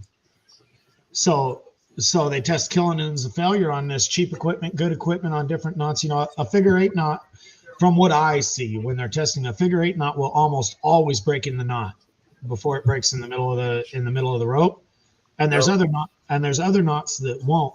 But even just their shorts, if you can get their shorts tagged into your short feed just by watching a few, thumbs upping them, things like that, you run across some interesting stuff. You know, they pull gear that's been in mines for 20 years and test it. You know, they're like, this is an REI, black diamond, whatever. You know, you can see the original color in the original knots, and they'll pull 20-year-old gear and test it, and they'll also do it with brand new gear. That some of these different types of plastics they're making the ropes out of they specifically say do not leave wet, and they're like, okay, this one's been wet for a year. Let's test it, and testing the different carabiners, different setups. It's good to know for types of knots and knowing that there's better things out there. You know, Sure. I don't rock climb. I don't necessarily worry about a whipper or anything like that. You know, most of our falls are going to be 5 feet roped in. You know, if it's not 5 feet, well, then you just won't see us anymore. But they're worried about the big falls and things like that, and it's pretty neat. Yeah, I mean, heck yeah, all of it. I love it. You know, we used to call that rope porn in the fire service, and we used to watch so much of that stuff. And there is so many different types of rescue ropes out there, and rescue ropes are actually different than rappelling ropes. I have both. I have rescue ropes and rappelling ropes, and they're quite. A rescue rope would be static, and a climbing rope would be dynamic, I believe. Correct or no? You are correct. I'm impressed. Yeah, you are correct. You are correct. Well, with what we're doing, my big rope is static, because we're doing rappelling ascending. The second rope I bought is dynamic. That's the channel right there. If you want to click on it, the second rope I bought is dynamic, and I want to see the difference. That's very good for a 1 gram bag. That's awesome. Yeah. Some nice gold. I would check those 2 big pieces and see if they're painted, because that looks like a bit over a gram. Yeah. Yeah, it does. Yeah, it does. It does to me too. Yeah, I definitely. Well, Ice Ben, I'm clunkers. pretty good at this. Ben wanted to know the link for getting a Flower Gold Wizard besides going to his page, I don't know how else to find it. I believe it's just email. Yeah, email is the best way to do it. I can drop Jason's email in there. Did you see he got it? How not to? How That's not all. to not? Thinking? Yeah, I got it. Okay. I saved that. Definitely going to go check that out.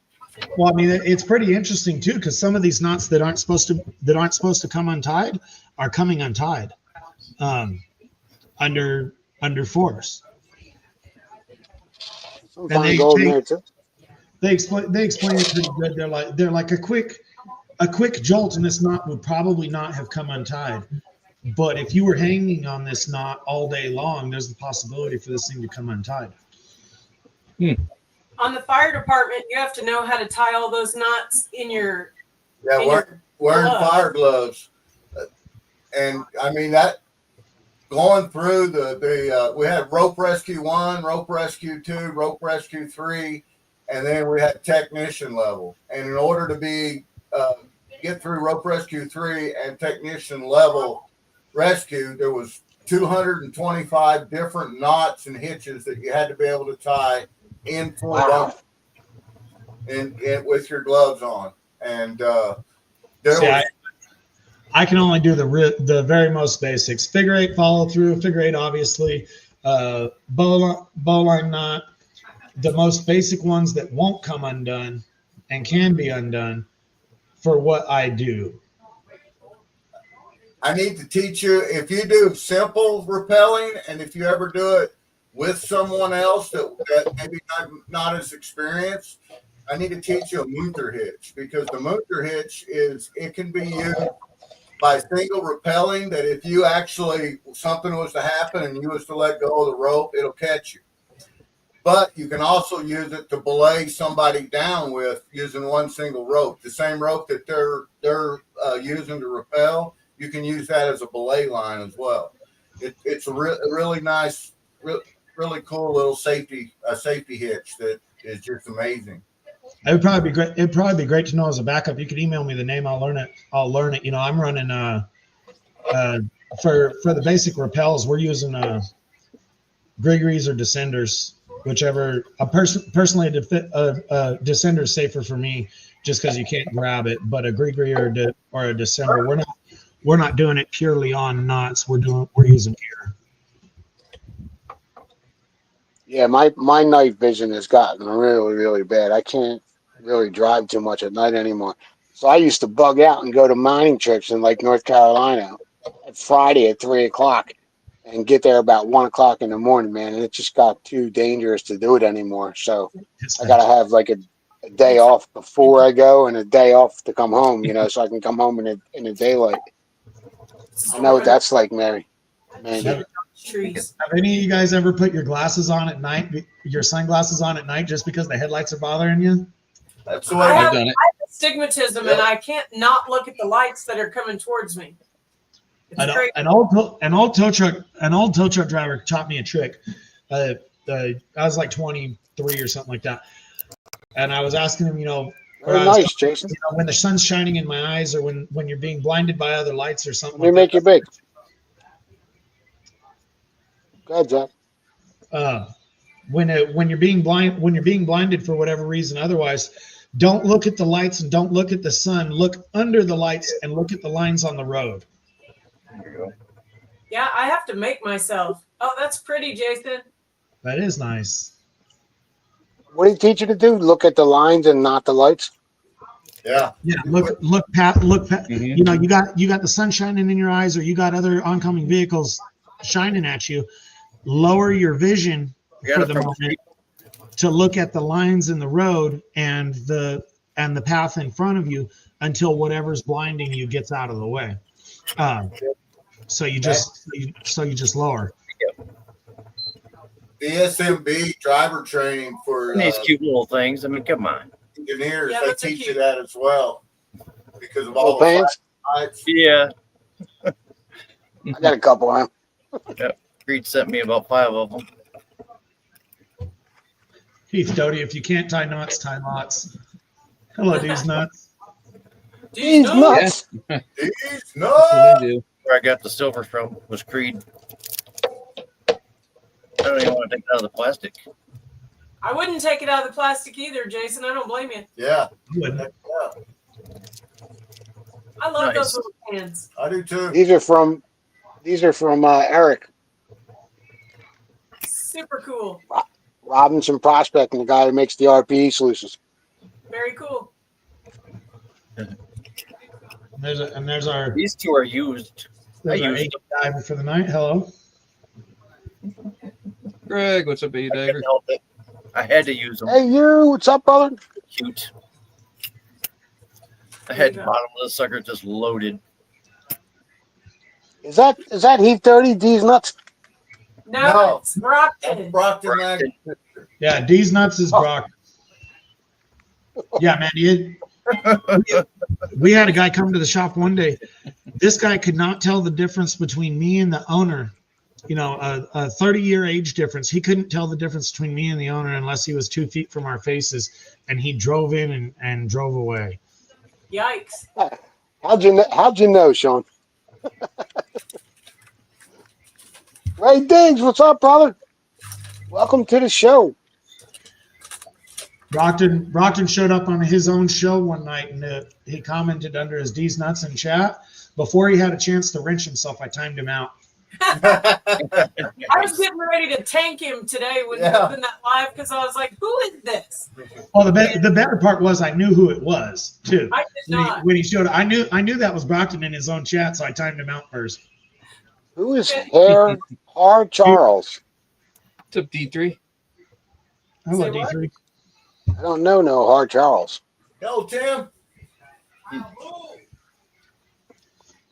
Here's something you guys don't know. If you a channel owner can undo a hide, so can a moderator or a managing moderator. If one of your moderators hides somebody on your channel, a managing mod or a regular mod can undo it. But if one of your moderators times someone out and they go extra long, you know, like the 1.8 thousand seconds or whatever, you can't undo the timeout.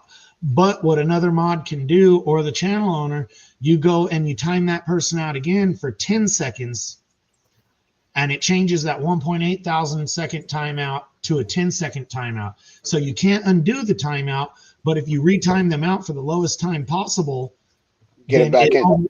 It Nice. overrides the long timeout. It's like a reset. Yeah, that's cool. Because you can't undo a timeout, but you can change it now. Hello, Vester. At least that's the way to fix this, mess up or an oops. Right? Esther, what's up, brother? Yeah, you just D3. hello, Ray Diggs. You just go retime them out for the shorter time, and the shorter time takes over, and they can get them back. Are you taking my meds, Mark?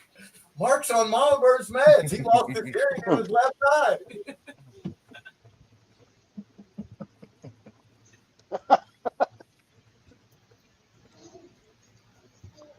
Vester. Got to hang out with Vester over the 4th of July holiday this year. Really cool hanging out with him and his son. Did you? Got some digging in. Awesome. We're running the high banker, running the trommel down in Thermal City. We had a great time. We were down there for a week. He put out a little video of what that hurricane or storm or whatever did to his local lake, and it was trashed, obviously. But that place looks like it's a beautiful place to go float around on the water for a day. Yeah, man. Have to run the kayak down there, the 2-man kayak I got. Yeah.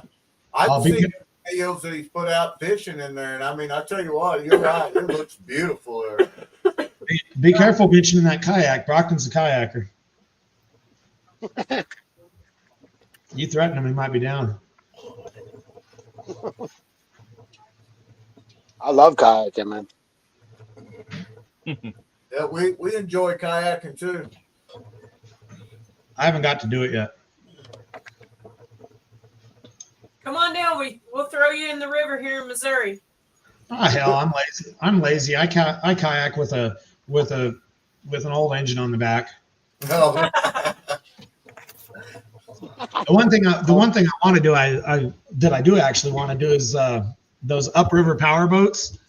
Even like the touristy ones where they have like 3 engines and 20 people Jet in there. boats. Yeah. They're going up there. Those the touristy ones still look cool. And then if you could ever get a chance to ride in a build a 2-seater one with somebody who knows what they're doing, that looks like a ride right there. Yeah, Cletus McFarlane.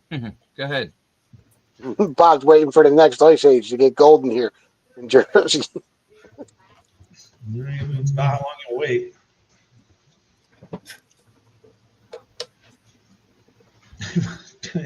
Brockton.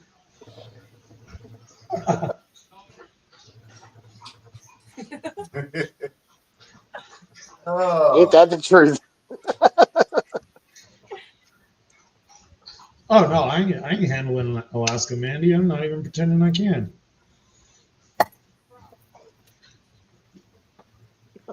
I would have about as much of a chance in Alaska as Creed would have in my town in July or August. He would step out of a car and melt. Nope. Yeah, he would. What new form of hell is this? Oh no, he would nope right out of there. Not gonna happen. When our son graduated out of MCRD San Diego in the Marines, he came back to Fort Leonard Wood in Missouri to train for MP. And most of the kids or boys were from California out there.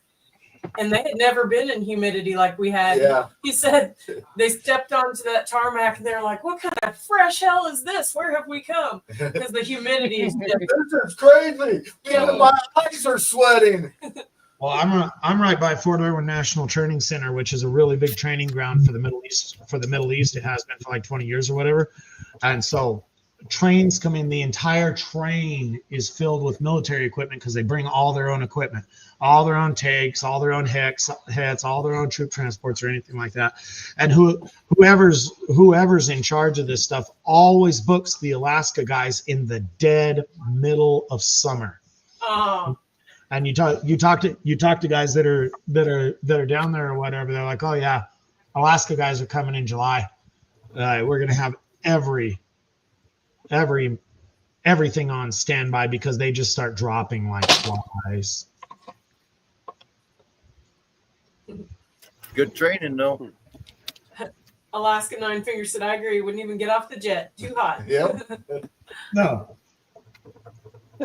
Look who stopped in, Dickhead Johnson. I saw that. Hello, dickhead. Hey, DK. D3. The Sorry. dickhead. Dick.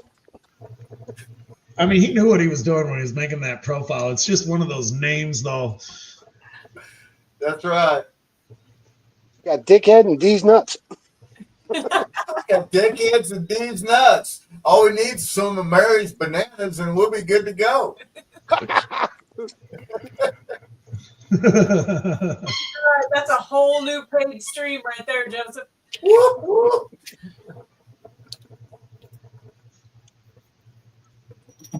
Oh, Donna, you went to Palm Springs in June. No, don't do that. No, don't do that. There's a reason that town is closed in midsummer.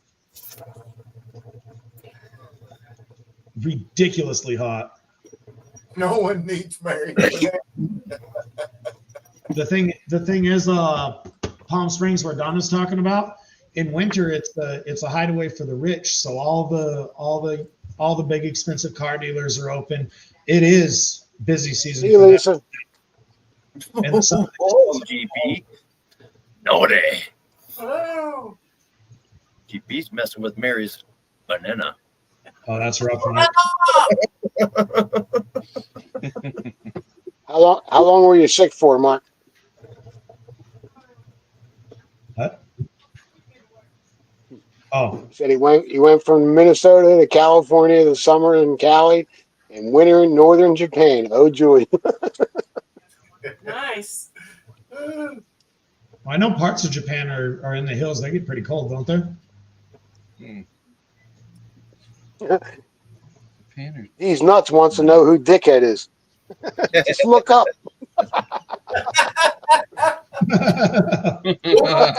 Sure, man. Like the hippie. Yeah, these nuts, you know who Dickhead is. I didn't do it. I didn't do it either, but if I did it real good. Right? I could have done it, but I'm not going to admit to it. 7. Never admit to anything. In Japan. Wasn't me.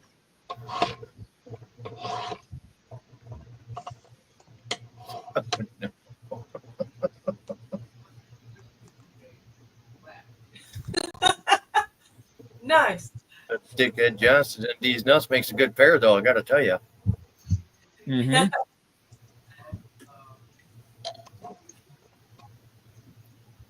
7.5 feet of snow. No. Thank you, no. Hard pass. That's a lot of snow. That's a lot of snow. Too much. Too much. I don't even think I've ever seen over a foot in person.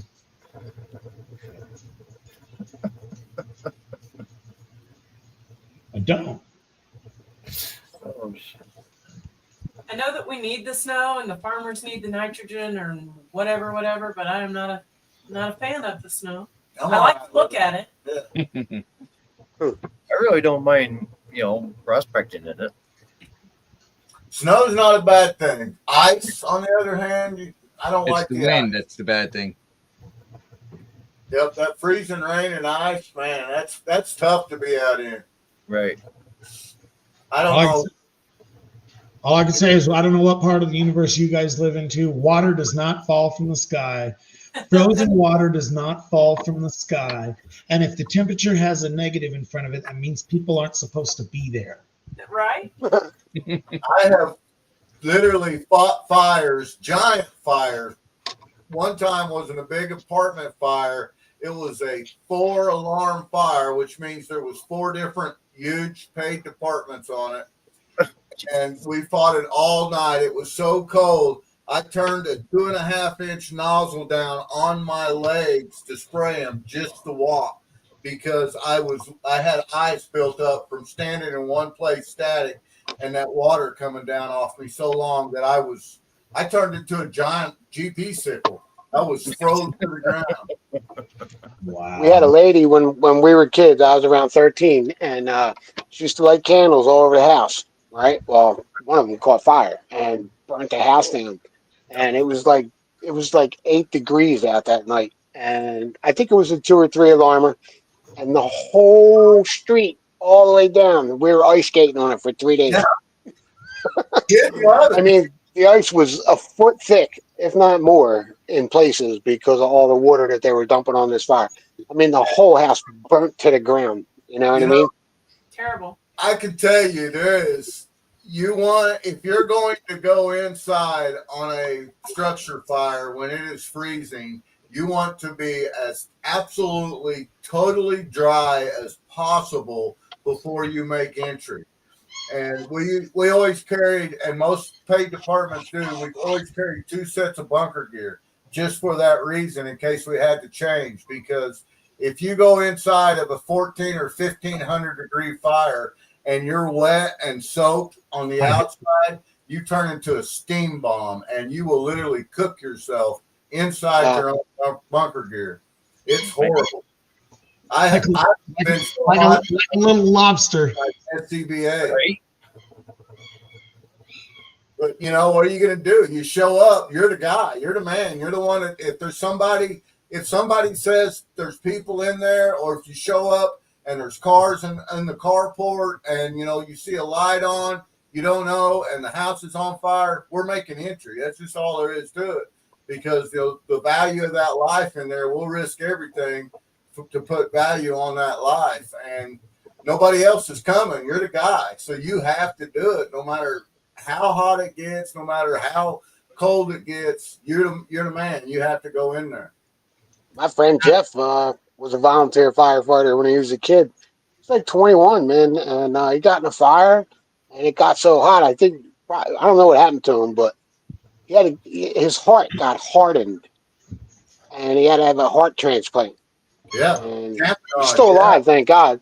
thank God. But he had to have a heart transplant because something happened to him in the fire and it hardened his heart. Wow. So And yeah, it's a horrible thing. And being a chief, there's nothing harder than being a chief than having to go to the family, to the wife of a fellow fallen firefighter and say, he's not coming home. He's not making it. He didn't make it out.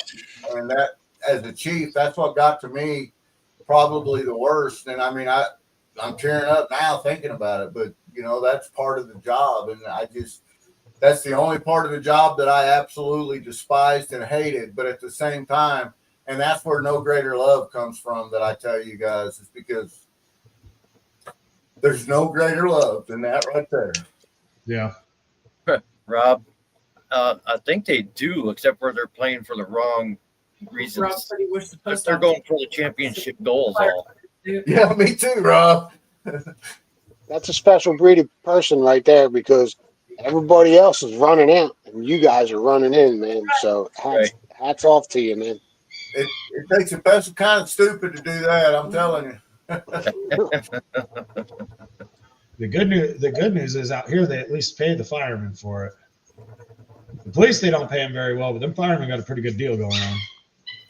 I don't know. I never got very good money. As a tailboard firefighter, I started out, my wages when I very first started as a tailboard firefighter, I could make more money as working in the lumber yard at our local shows than I could as a fireman. They start out really good here. The only bad part about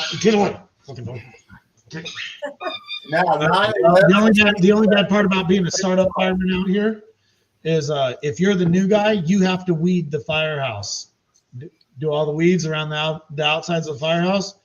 That's new guy's job. Yeah. Until there's new guys. The fun that we had with all the new firemen. Oh my God, we had so much fun. I mean, and they never knew it was coming. But if you was new to when I was a fire captain, I didn't do this as a chief. I knew it went on and I allowed it to go on, but as a chief, I didn't do it. But as a fire captain, I absolutely did it. I was right in the middle of it, and I was the cause of it.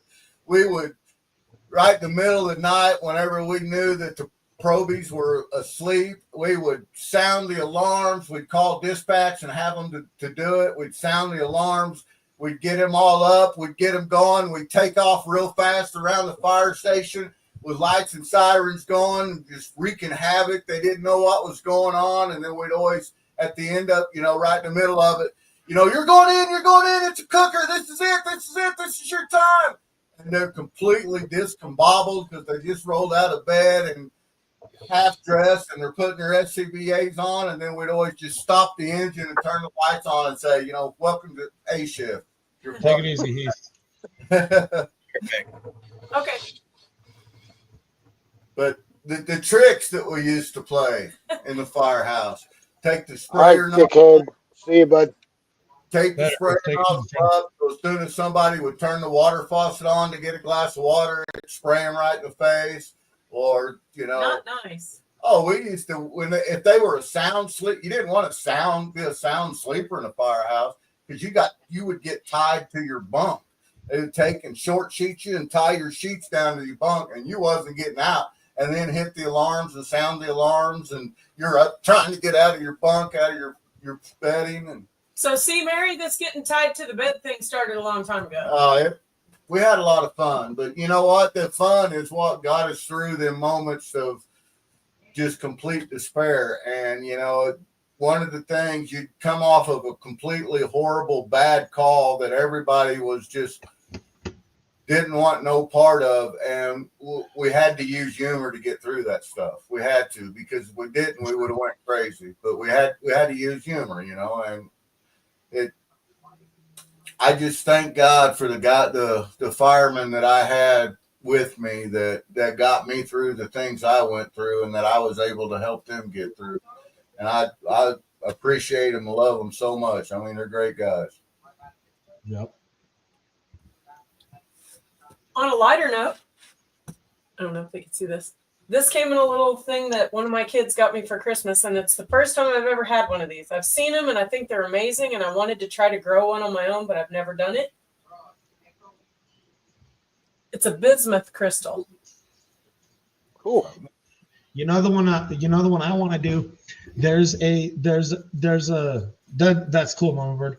There's a formulation on the internet to make metal that melts at room temperature. Wow, that's awesome. And it's a simple formulation. You know, I forget what exactly it is. You got to get stuff, but the only way to get it turned into metal is to freeze it. And at room temperature, it's a liquid. And it reminds me, because I think they said it attracted to itself a little bit. It reminded me of the crap that Terminator 2 was made out of. Hey, Kermit. Hello, Coomrich. You have no idea, Mary. None whatsoever. Kermit.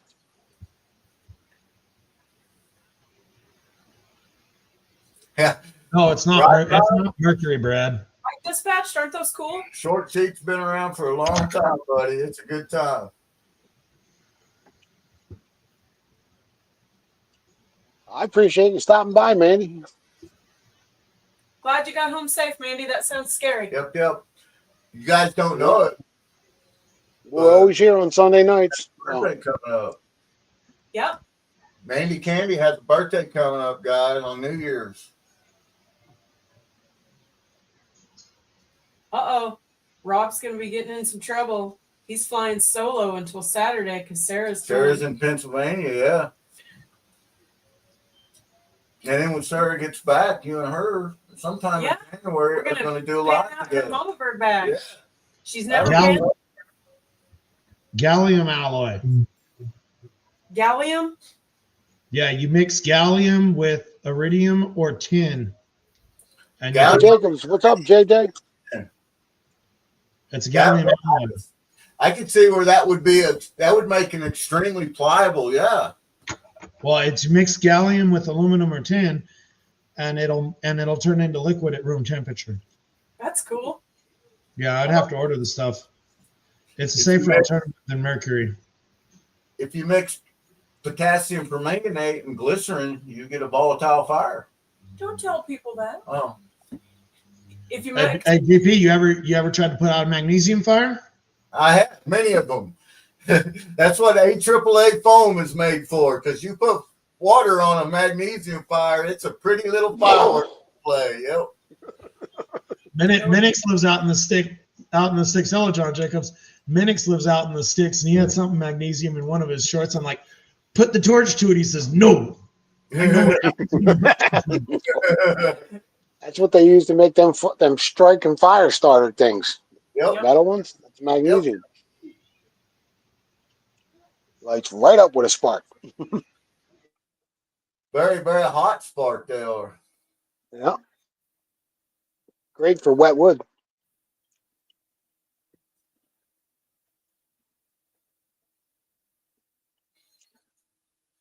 Mark's going to be 65 years young in February. I hope to make it that long.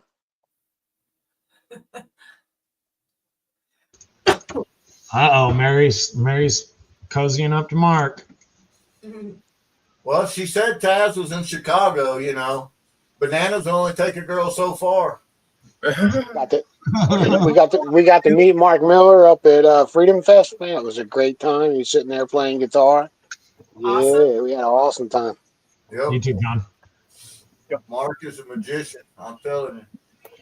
So that's the good thing about having a community the size it is. If you guys have any kind of sizable events, you can find somebody who knows how to play instruments.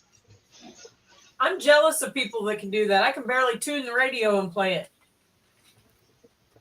I know. I couldn't sit still long enough to learn how to play one. Hi, Penny Dog. I started learning on Leonard Skinner's Simple Man this week. Nice. Nice. Yeah. Aqua Donkey gave Momo this guitar right here so that Momo didn't have to do the air guitar with him no more at the next event. He could actually jam it. And he signed it to Momo, Jam On, Aqua Donkey. Nice. Mandy's Candy's going to be 42 tomorrow. Same age Happy as me, birthday, Mandy. Mandy. Yeah, Congratulations to you. Happy birthday. You never get older than 27. Yep. You said you was going to be 25 tomorrow, wrong, Mandy. We all know that. But quit telling fibs. You're only 25. 27 with 15 years experience. Yes, Grease Monkey can sing. He sung at our event, and we sung together. Grease Monkey sung together. That was epic. I enjoyed me, Grease Monkey, and Aaron, and Aqua Donkey. We did a trio. What Elon check did you get? Well into the night. Yeah. I was probably rose and a bottle of. Yep. I've heard after about 3/4 of a bottle of whiskey, Rich is a regular old singer too. Good night, Steven. Thanks for coming in. That was the first night. Rich didn't make it down there yet, unfortunately. Later, Steven. John Jacobs, what Elon check did you get? Did I miss out on something? Joseph said, inflatable sigh. Inflatable age. Loki! Hi, Loki. Loki a good guy? Loki a good boy? Yeah. I was looking in the chat. I was like, I haven't seen no freaking Lokis. Jason, I have an antique little glass RCA Nice, dog John. with my mom's that looks like Loki. Nice. You're a star. You are. I'm out, he says. Awesome. No, I'm not.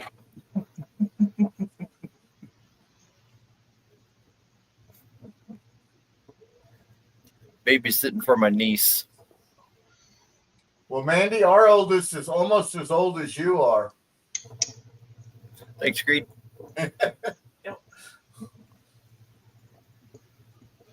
And how old's He your says, youngest? cute puppy. Our youngest is 25, Yeah, our youngest son is 25. and they are due Our- anytime. Good boy. John Jacobs got $100 from Elon. That's cool, man. Nice.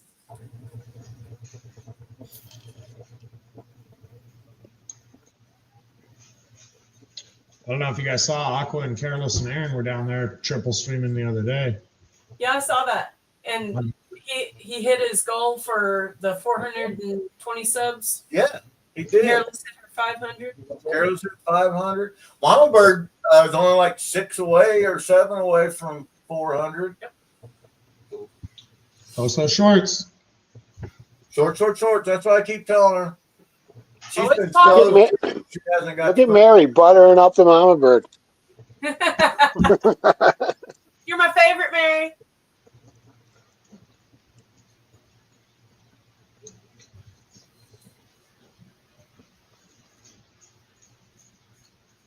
Yeah, I just went through and answered comments on all my stuff for like the last month. I realized it had been that long since I checked it. I don't know how people like Flower Gold Wizard and he comments on everything. he does. Yeah. And to keep up with that, that's impressive because that's a lot. He's the wizard, though. He is the wizard. What are you talking? Keeping up on his comments or keeping up on others' videos? Well, both. Both. But He keeping does up pretty with the good on comments. both. Yeah. On your comments, there's two ways to keep up on comments on your videos. There's two ways to do them. If you get a lot of comments coming in, I did like 2,000 views per short. Some were more, most were more, some were less. The only way I found to do it was I would have to catch up on comments like 3 times a day, or set aside a couple hours one day and just sit there dying of boredom answering comments, usually while I'm watching somebody else's video on YouTube. You know what? GS prospecting, how he does that and keeps up with everybody's stuff and always commenting. I mean, he's on it. But the I thing find new people, and he's already commented on the videos. The thing with the thing with GS though is he watches the videos. Yes, he does. I hid my 500 giveaway in the middle of a video, 7 minutes 14 seconds in, and it was real surprising to see who didn't watch my videos and who does. And I could not believe that GS Prospecting, who is everywhere, That's was awesome. actually listening to my video at 7 minutes in to know to send me an email.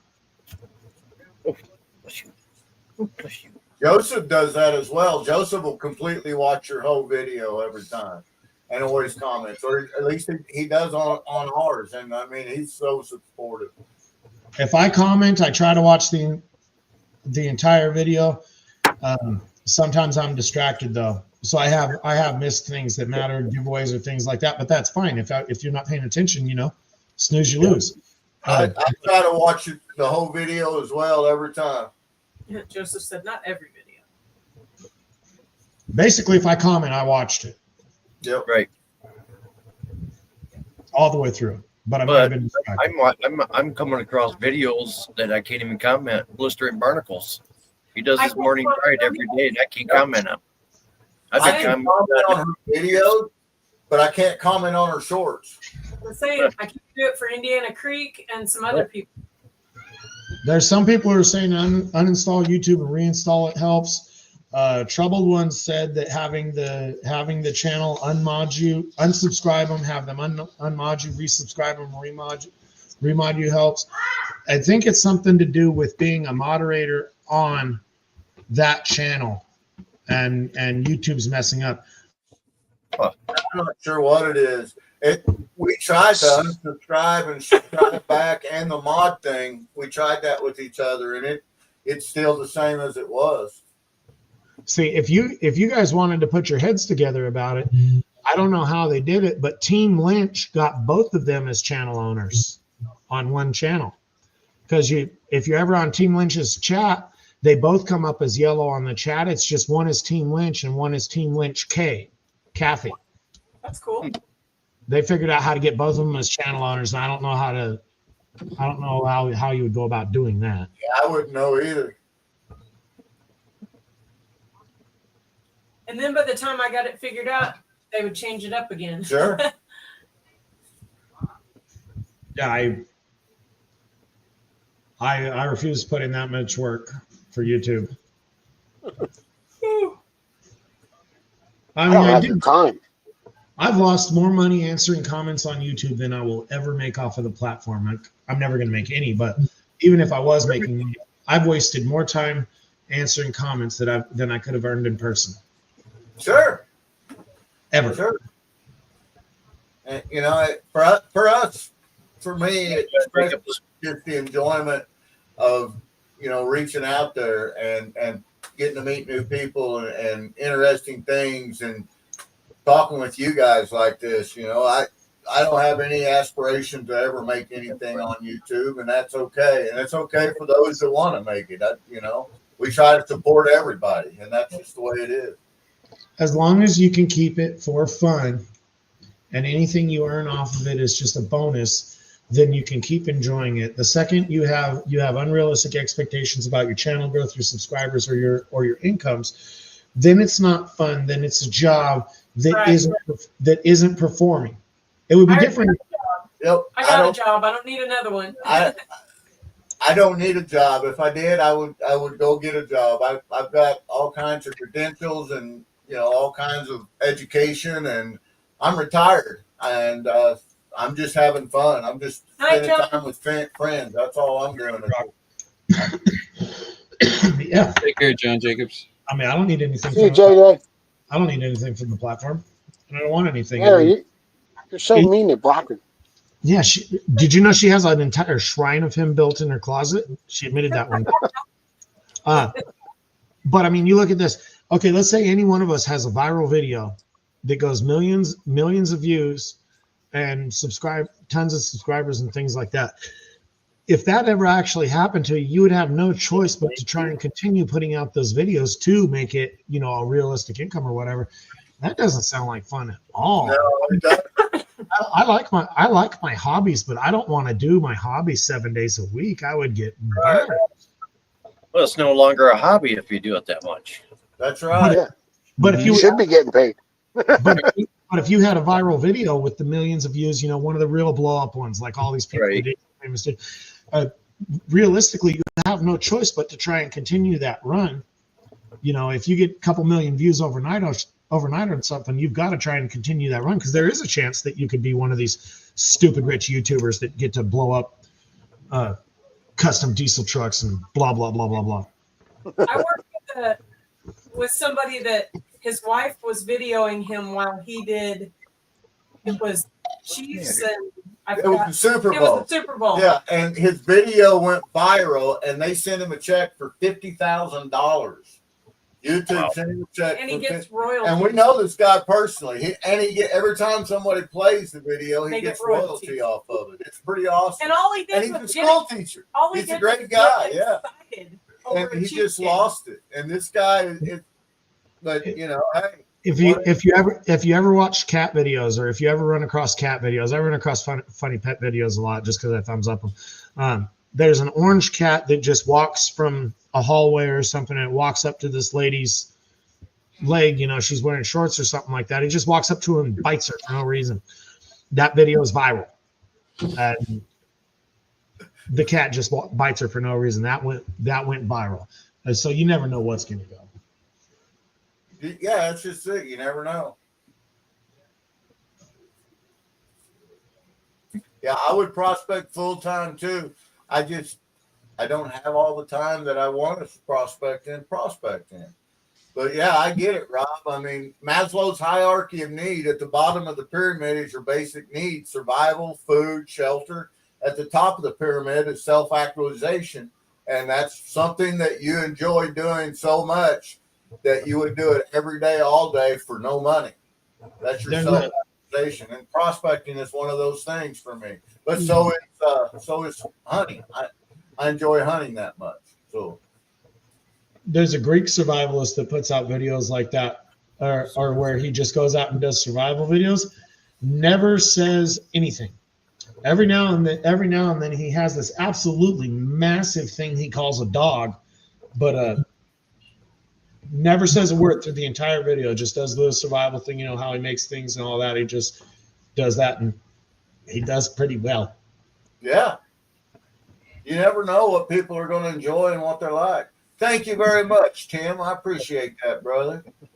Well, you look at Bent Fork. I don't know if you guys ever stop by his videos in the morning. He doesn't have time to say a lot to the camera. He engages every now and then. He only has like 12 people in chat, but there's like 130 or more usually running it as just background noise. Yeah. If YouTube's allowing him to have all those hours, Bent Fork has got to have hours through the roof. Yep, you would think so. You would think so, yeah. I mean, I think I saw he was monetized. Hopefully he's making some money off of it too. Probably not. But the number of people that are in there, his hours have got to be through the roof. Because he streams 4 or 5 hours at a time. Yeah, he does. And a lot of times he does it like 5-6 days a week.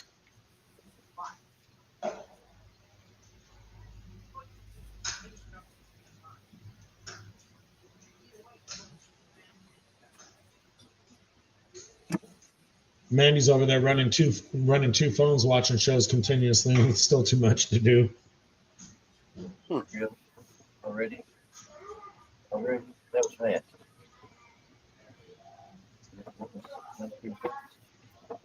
Well, I'm going to get ready to go to bed, guys, but Wench wants to keep the show going. He's more than welcome. I don't mind keeping it going for a little while longer. Yeah. Well, PA, I appreciate you letting us come up, brother. Thanks for letting us in. Yeah, thanks for all Anytime. the conversation, and thanks for showing off that bad, nasty bag of gold. That was awesome, man. That was cool. I'm looking, Chunky stuff. You I'm did looking well. forward to this bag. That $3 Chunky grand is stuff. Have a good day tomorrow, PA. That's some beautiful gold. I take that all day long.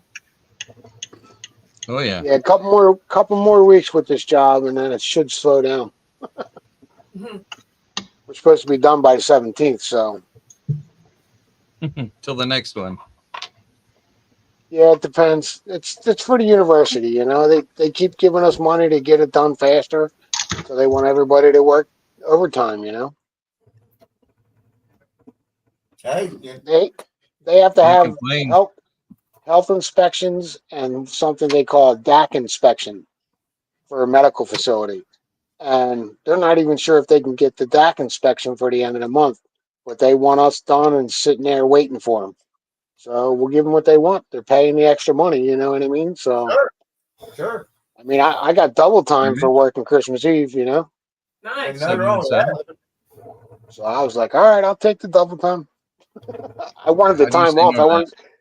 I wanted to run out to Lancaster and do some prospecting with Lester, and I ended up having to work. So What happened to the good old days where you used to go prospecting at lunch in the creek in your uniform? I used to do that. Yeah. You guys go back and look at some of PA's oldest videos. He's dressed up in his supervisor nice clothes, you know, nicer clothes for work, out there in the creek on lunch because he doesn't like none of the guys he works with. Heck yeah, man. You know Check what? out the playlist. Lunchtime prospecting. I've never prospected on duty ever. That was 717. Yeah, but how many times did you get the whole fire crew out there prospecting when they're supposed to? Come on, let's go get some food. Everybody's down there in the creek. We got to call. Is it important? You talk Yeah, about there's- something that can move a lot of materials. Turn that 2-inch on and spray it, man. You can really eat away. And all we're doing Right. is testing out the hoses. We got to have them spray somewhere. Yeah, we had our own fire truck monitors that we'd spray in there. I mean, by the way, we need another half mile hose to get back to the creek. Right? Kermudge says he's getting to eat things that Sarah doesn't like. He's eating spicy brats made from moose, elk, and pork. ooh, port wine. Mama loves port wine. The very first piece of gold that I found was at lunchtime at work. That's awesome. Yeah. You didn't want to go back to work, did you? Well, I didn't know I found it till later, and I was running it right at home. Lane, I just like did a bunch of speed painting with my banjo and threw it in a bucket and just threw it back in the truck. I'm gonna get like 20 minutes. If a creek is close to the job, I'll just run to the creek at lunchtime and take my lunch there, you know, and go back to work. Hello, Trapper. So Yeah, hydraulic mining, Joseph. apply at a local fire department. Right. Trap bar, what's up? If a greenie had driven by and seen you hydraulic mining with a fire truck, they would have had you for lunch. Oh my God! He would have been in the unemployment. 717 detectives in the house. Imagine. Oh, Well, guys, I'm going to bed. Brent's going to hang out, so you guys are more than welcome to step on panel. Night, Anybody Pete. wants to come up, the link's pinned at the top, and I'll talk to you later. Have a good week. Have a good night. have a great Take week. care, PA. Talk to you during the Pete, week. I'll see you tomorrow night, buddy. Later on, guys. Yeah. Bye.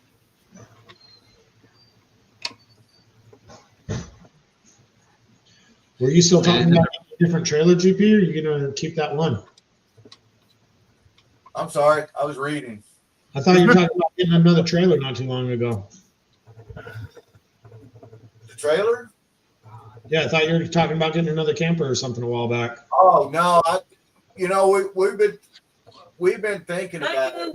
We currently have two. One of them really vintage.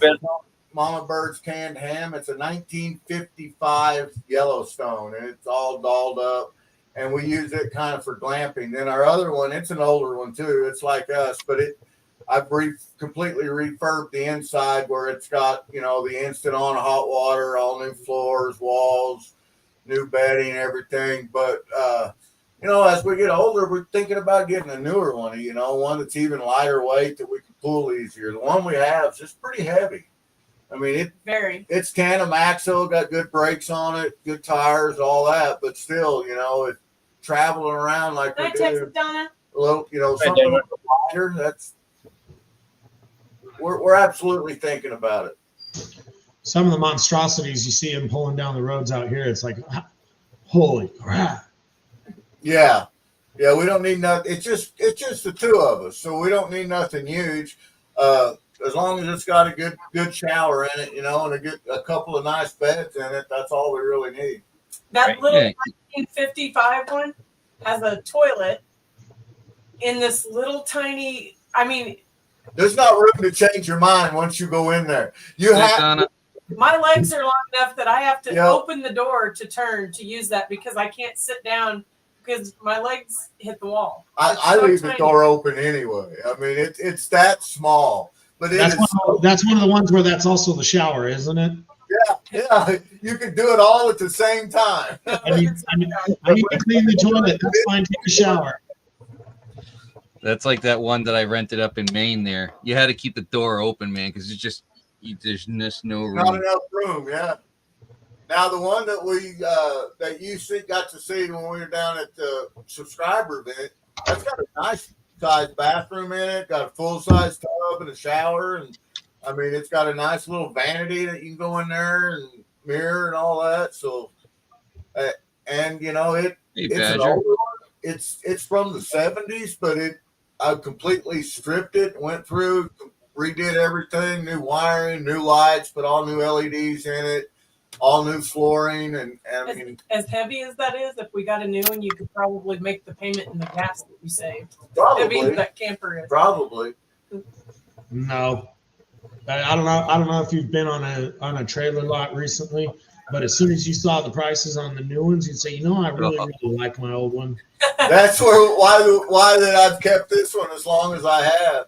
And you know, Mama Bird's been on me to get a new truck for a long time. You know, because I've got my truck's an 02, but I love my truck. But you know, it straight up gets no kind of fuel mileage at all. Is it gas or diesel? I know it's Dodge. Gas. Yeah, it's gas, and I'm lucky if I get 10 miles to the gallon out of it. That's going downhill. Yeah. So as much as we travel in that thing, the gas is always our biggest expense is our fuel. Well, once you guys ever travel down to California, once you see the fuel prices when you leave, you will know that you live in the best place on the planet. You're like, $4.19. I'm not paying that. Yeah, Zach, you know where Riverside is? our current gas price is $2.45 a gallon right now. I paid $4.05 today. Or yesterday. Zach, you know where Riverside is in California? I used to live there. Yeah, I stayed there early 2000s. Me too. It's about 80 miles from me. I was right by RCC. Nice. Those were Wow. cool times. Alaska I Assassin was said working for Holy directional crap. company. Our Wow. yard was only about 10 miles from where I was staying. Yeah, you were working. I was partying. Right. That's all I did in my past was work. Yeah, I was a piece of crap for a few years. I'll be right back. Yeah. We're Somebody says like nope. 405 right now. 405, 410, depending on where you go on the cheap places. Some of the places out in my service area, the real remote gas stations, they can be $6 a gallon. Wow. wow. The sad part is you see these absolutely wonderfully intelligent people filling up at them all day long. Yeah. It's about $3 here.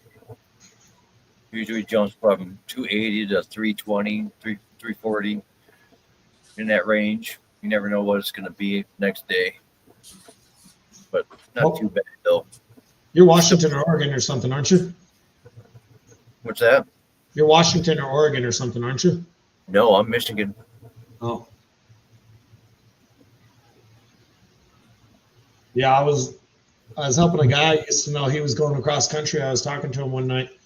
And so while we were on the phone, he's like, find me the next gas station. And, by price. And just like out here, you can cross the state line and it drops 75% right away. Wow. A lot of those are nice places, Mark.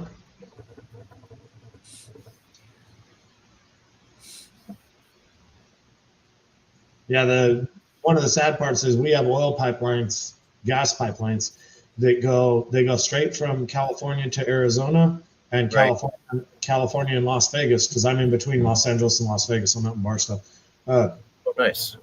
There's gasoline that was made in California in those pipelines that can be sold over there for $1 cheaper a gallon because it's not being sold here. So basically, the refinery gets a better price for fuel that they make that's not used in the state.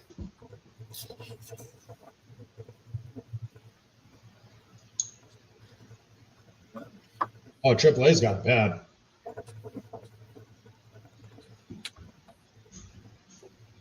I mean, I haven't even been running the freeway a lot right now, but sometimes I have to fill my truck twice a day. Right. Did you see what Joseph said? Right now, I'm seeing all you guys outside dicking around in cold water, and I'm like, nope, not me. Not gonna happen.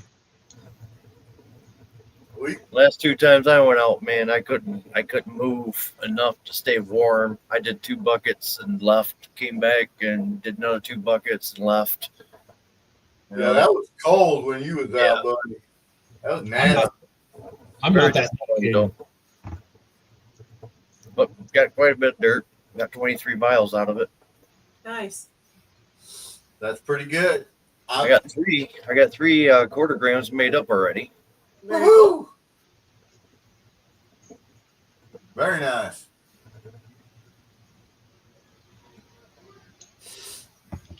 Anybody doesn't know, Jason Miner sells the Dewey Biles. Packages them really neat. Did you see what Brad Thompson said?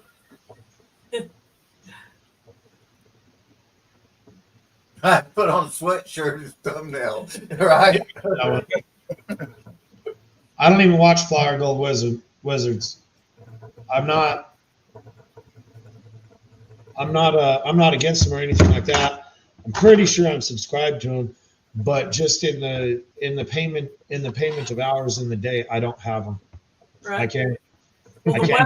I can't show them. It's not a deterrent for him whatsoever. No, he's a mason. He's He's out in it all a the brick time. mason and a block mason, and he's out in it all the time. And when he'll go out there and break 4 inches of ice up just Joseph to dig said he under fell it. through the ice in the last video.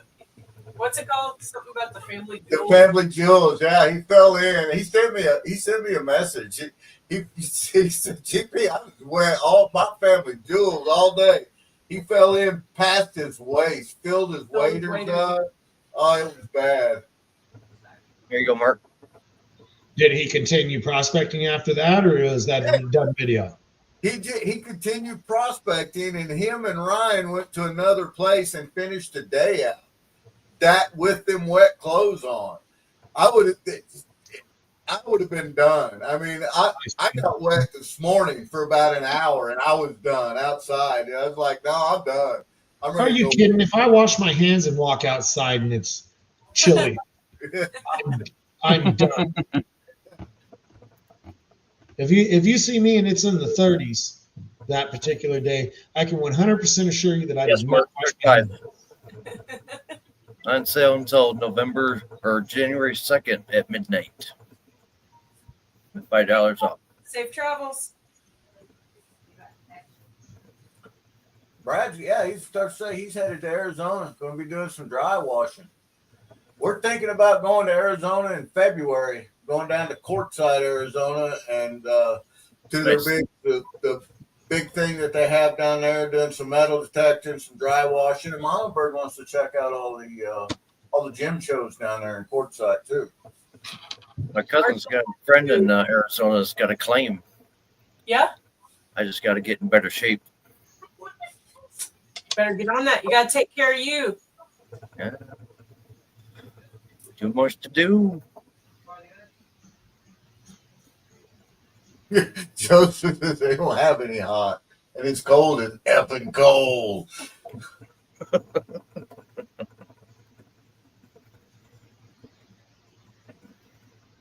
Dina Littlehill says it's warm here right now. It's 34. That's what Carl was telling me, that it's warmed up there quite a bit. Yeah. It was like up to 52 today. Yeah. Drive safe, Brad. What's up, Brad?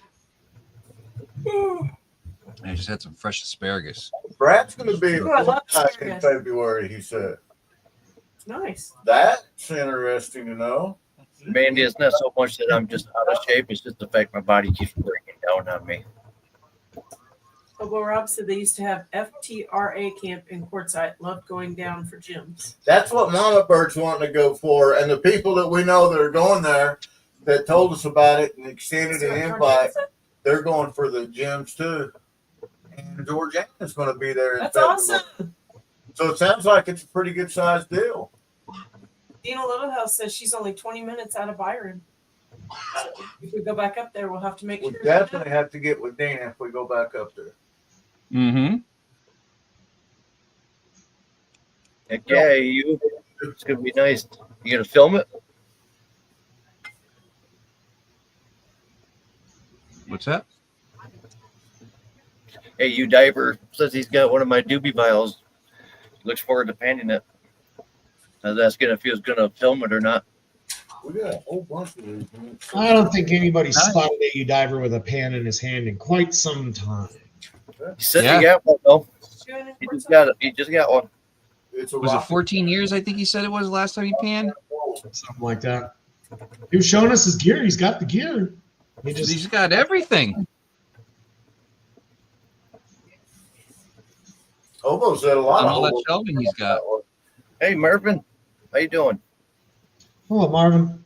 Hello, Marvin. Hey, Marvin. Marvin. Yes, Mandy, that is delicious and it's good and healthy. What are you eating?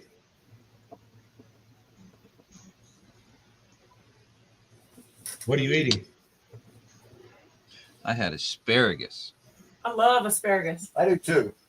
Ain't touching it. Mm, delicious. We got that growing right on the side of our dirt roads. Say what? We got asparagus grows that right on the side of the dirt roads. Nice. Really? Stop by for a snack every now and then. It's good stuff. Oh, yeah, it is. Steam it, put a little butter on it. Perfect. Oh, I don't even do that. I just eat it right off the ground. I just raw. I haven't Never- tried it. Really? I Yeah, haven't tried asparagus raw yet. I'd rather eat broccoli raw than cooked, though. no, asparagus is pretty good. It changes flavor in my book when you steam it, Yeah. but I like it's to a lot better taste and a lot more crisp to it when you just take it right off the ground and eat it. Just make sure you rinse it off with a bottle of water or something.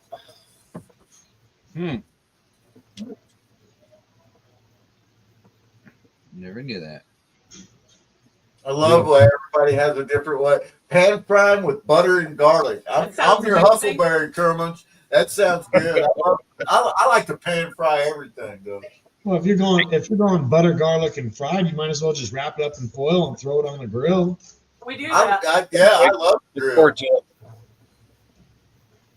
Well, if that's the case, then you might add some bacon fat to it when you're doing it that way. Right on. Everything goes better with bacon, man. I'm telling you. I thought we all just assumed there was bacon fat on it.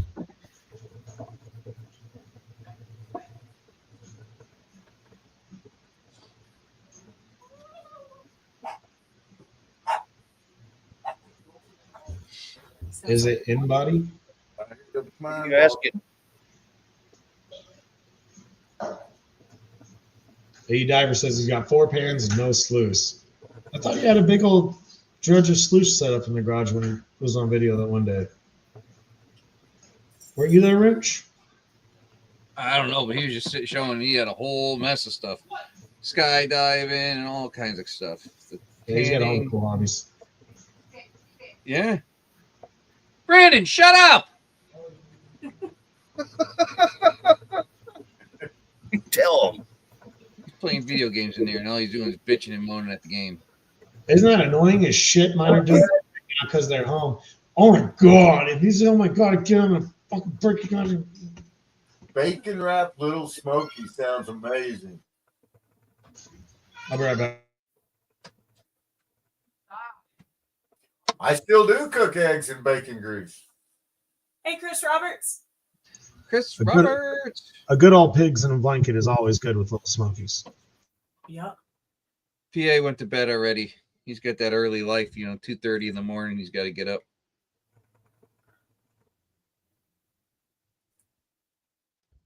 There is quite the show going on in Forsyth in multiple places in February. Apparently, that Hey, is the Roberts. time to go.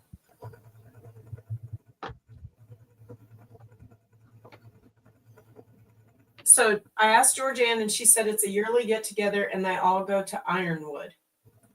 The 3rd to the 12th. We got invited to go the 7th to the 9th.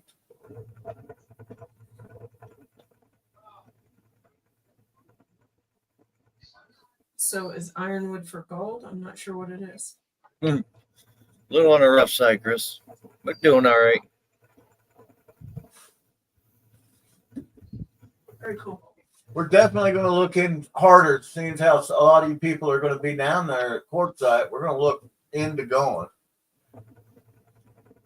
in February. Maybe we can get to all of us get together and cause some trouble. Mama Bird's a big troublemaker. Ask Wrench. Wrench knows she's a big troublemaker. No, I don't know who's worse, her or me, though. I got my halo on. Yeah, I slept a little better last night, Alaska? It was pretty rough. Yeah, At that's first. I don't know what was going on. I couldn't sleep. But last night was much better. I'm getting tired. I'm gonna get off of here and go get my work stuff out. Okay, it looks like we're going to get off here, guys. Wrench, appreciate it. Jason, as always, it's great seeing and talking with you, brother. Jackson, I know you're off, but brother, it's great talking to you every time we get to talk to you, man, and visit with you. And thanks for all the great advice. We really do listen to it. Oh, He's Georgianne, full that of was it. so awesome. February the 6th. That's the day that I'm looking on flying in, because we're going to fly in and we'll fly into Phoenix and then drive over You too, there. Kermudge. Have fun. Night, guys. Night, guys. We love you guys. We'll see you all tomorrow Love you night. too. Don't see you sooner. Have a good night, guys.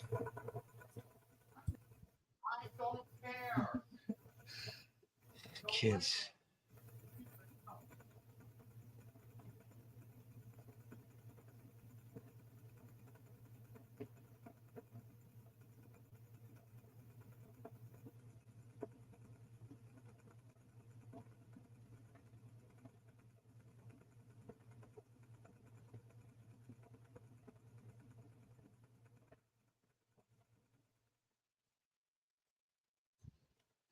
Oh, what boneheads. Mark, have I sent you anything? Do I have your address? I know you're not asking me. No, Mark. Asylum.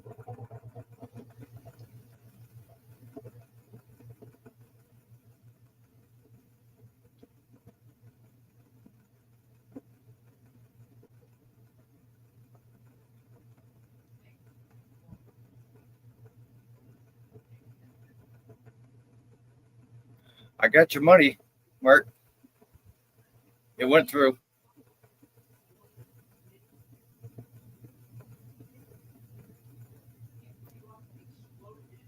I don't really have a link, Panama. It just goes right through my page. We got all the information on that. I could throw up the PayPal or Cash App, whatever you need. Mm-hmm.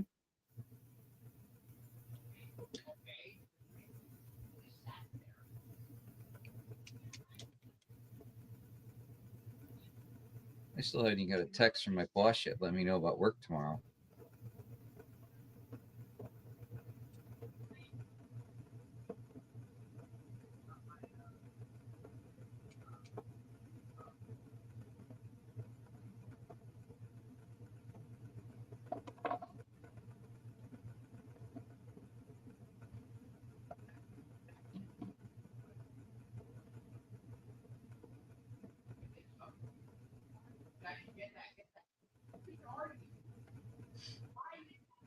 Okay, Mark, sounds good.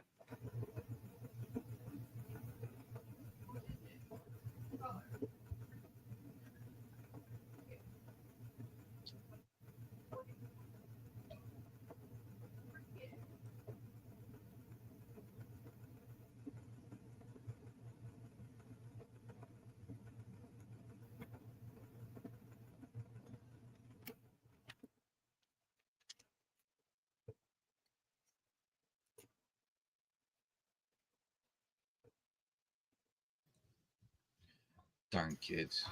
What'd you run them off? What's that? Would you run them off? No, they said they had to go. So But it was my gotta get kids up work- though with their mouths, maybe. you got to get up for work early tomorrow. Yeah, I don't know what's going on for work tomorrow. Boss hasn't texted me yet. So I noticed you're not drinking tonight. what's that? I noticed you're not drinking tonight. Very No, good. I'm actually going to be cutting way back. I tied one on too much last night. Garbage will be going out tomorrow. I was all messed up and thought yesterday was Sunday, and I was telling people I was going to send this stuff out today. My lady's like, no, you're not. They're not open. Yeah, I mean, I'm fine with most everybody that said they're not shipping till after the first of the year. Right. I was definitely waiting until our post office calmed down. Post office. Use pirate ship, I hope. Well, I do, but I still got to All drop right. it off. Either There's a post thing or where you to, could just click it, where you could yes. have them pick it up. I'm not. That's another fee. They charge you to do that. Not here not for the post office, not for They USPS. do here. UPS they charge, but not for at least here where I'm at. Both of them charge about $8. Really? Yep. I put a box outside and I just clicked it because I had a whole bunch of stuff and they just came, picked it all right up. I tried scheduling the pickup and it came up with an $8 charge. But is it $8 per? Is it $8 per item, or is it $8 per pickup? Because if you were setting out per pickup. Yeah, so if you're setting out 20 items, then it might be worth it. Today it would be like that, but that day it was only like one or two. Yeah. So, nah. I save money just by driving it to UPS. I drop ship everything. I want that receipt. Oh, for sure. Yeah, the paydirts a business for you. It's not a business for me. It's just giveaways. Right. My business crap, yes, I want that receipt. I'll get angry when I don't get a receipt. Yep. Hey, Nice Dina. though. I got everything all taken care of with pirate ship, so I just go into UPS and they love me. They just get the scanner out, click, click, click, click, click. Here's your receipt. Have a nice day. Next person behind me, I need you to do this and this and this. They're never open when I by the time I get out of work. Right. You work long hours though.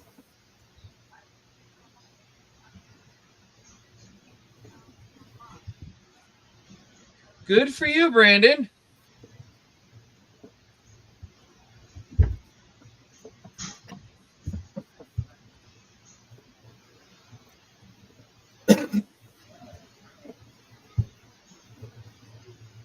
Is it new for Cash App when somebody sends you money that you have to accept the money? Yes.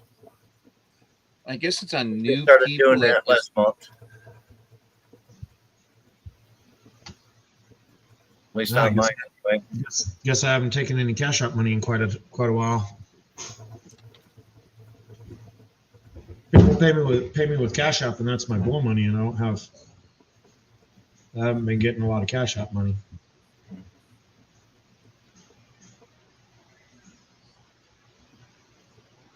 Yeah, it kind of weirded me out the first time too. Like, it showed me that I got it, but the person that was telling me they sent it says it's not going through. I'm looking at it. Yes, it did. Yeah. Like There's times it you had to sits click there a button, a week clear and then and it shit like actually that. transitioned. Yeah, I get people that are like, oh yeah, I'll pay you with Cash App. Okay, I finish up the job and I always do my bill slightly before the car's ready to go. When I know it's going to be done, I do my bill and I make them pay. Oh yeah, I'll send you the Cash App. Hang out for a couple of minutes. Hey, I didn't get the Cash App. No, I sent it. I didn't get it. Show me you sent it, because I do work in some pretty remote areas. Would you believe they never sent the money? No. I'm like, yeah, you didn't send it. never sent. Oh wow! Then they got to redo their. I get nothing, Mark.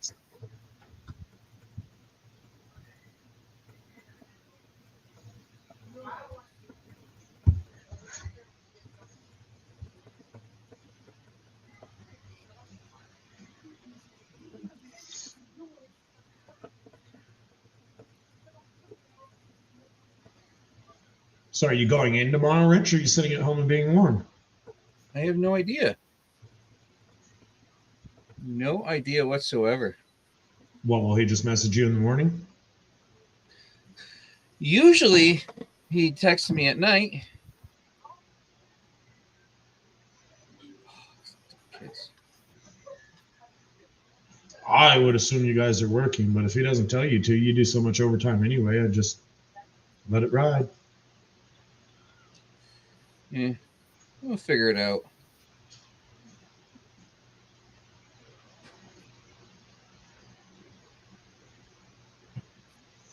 Yeah, Ren, she missed good fun over on Charlie's last night. I was there for a little bit, but Did you Yeah. catch any of the deer talk? I don't remember. All right, well, a couple of weeks ago, or last week, maybe the week before, give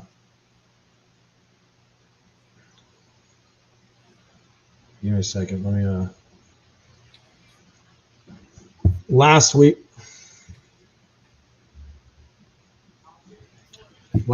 or maybe the week before, this picture emerged.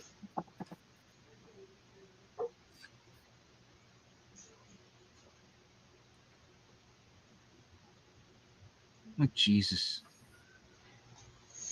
And basically what it was he was selling some kind of stuffed deer or something, and the lady's like, "Oh, the legs are wobbly." He was having a garage sale or whatever. The legs are wobbly, so he was over there fixing the legs. Well, this is Saturday night chat, so for a couple of weeks we've had a good old time with that.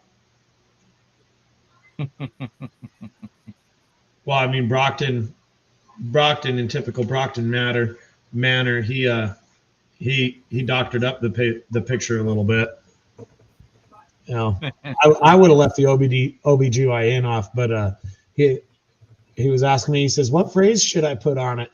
I said, "We listen and we don't judge." He says, "What's that?" I said, "It's a TikTok trend right now. We listen and we don't judge."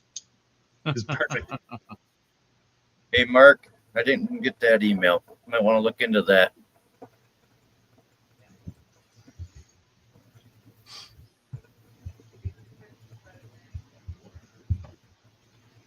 Oh yeah, hopefully the weirdos let me sleep tonight. Good luck. I don't really care. I didn't run that hard today, and I'm not that tired. It'd be nice to go on a long call. I had a good call waiting for me somewhere out on the freeway. These people didn't want to tell me where they were. First, they didn't know. Okay, that's fine. They got an Apple. They try to share their location, and they don't know how to share their location. Well, where are you at? I'm mobile. I come to you. You have to tell me where you are, and I can give you a price. There's a relatively regular repair. For some reason, they don't want to tell me your location. I can't help you if I don't know where you are. Yeah, Yes, I exactly. do, Mark.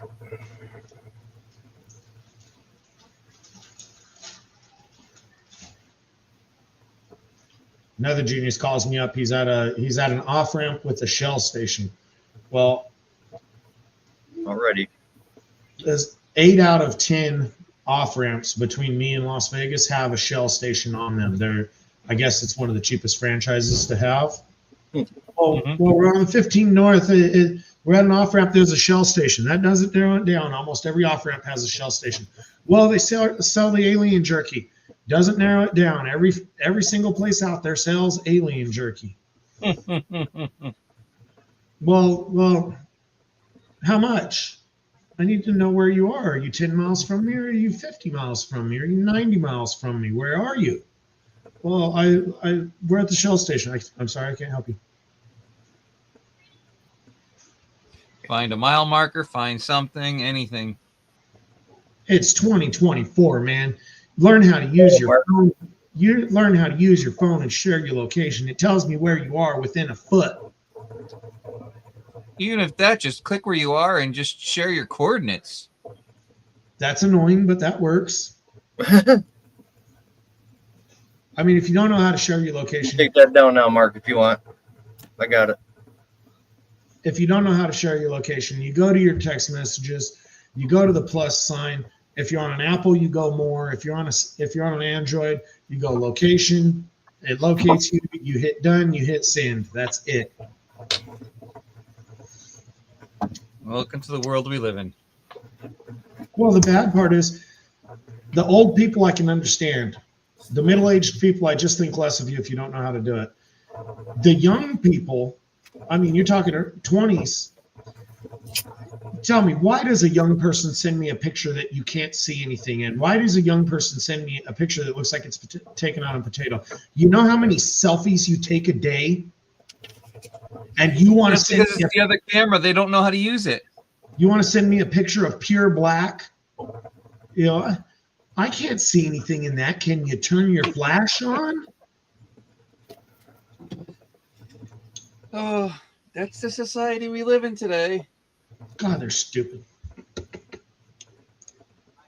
Bless their pointy little heads.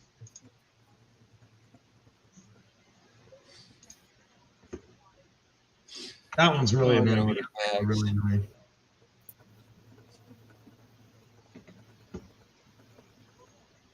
Old people, I understand, but old people, you can walk them right through how to do it. Hold on, let me put you on speaker, and you listen to them fumble right through it, and it comes right through. John R. Who's John R? Is he new to the gold community, or? Hey, John. Hello, John. How are you today?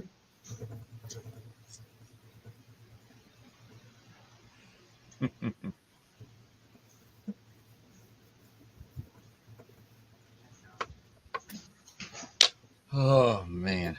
You ain't that tired? No, this is the latest you've been up and not wasted in a long time. Who, me? Yeah. I was up late last night. Yeah, but you were drinking at JP's. Yes. How late did you guys wind up going? I left out of there. The stream ended. I don't know what time the stream ended. We didn't get out of there till I think it was 3:30. Well, screw that. 3 o'clock, 3:30, something like that. I think I got out at about 9:30.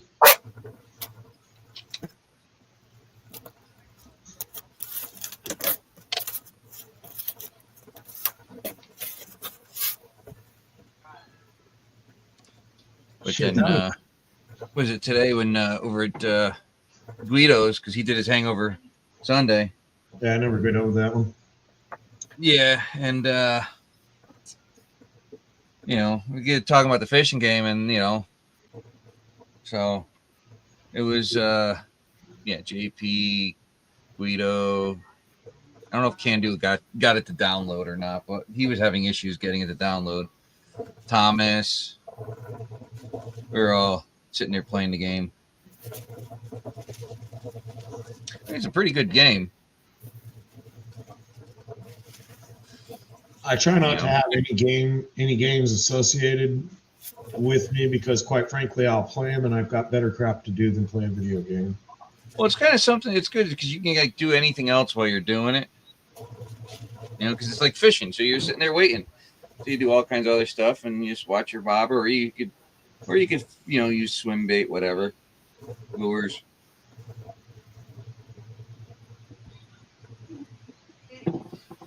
Yep. It does that, you diver. There's a ton of ways you can share your location with me. Mm-hmm.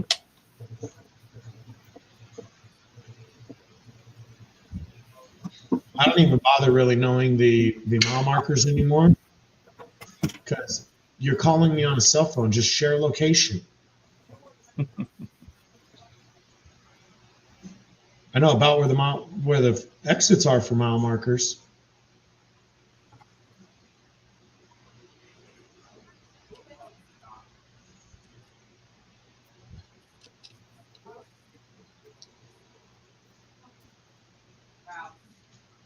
thing was never used. And it's a little gritty.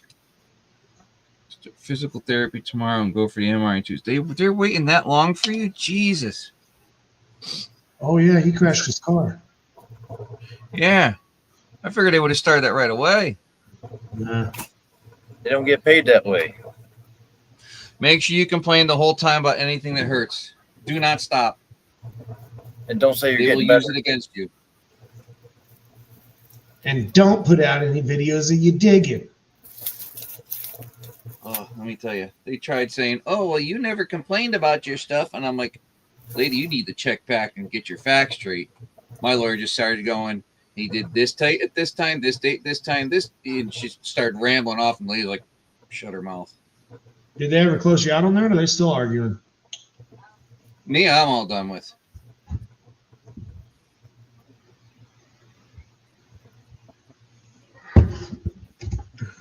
Paid bills off, bought a bunch of gold, and yeah. Paid a bunch of money on the car. Car payments suck. It's like right now my back is killing me. You bought a new Prius, John. You needed a truck. Oh, my back hurts. You needed a Ranger with one different colored fender.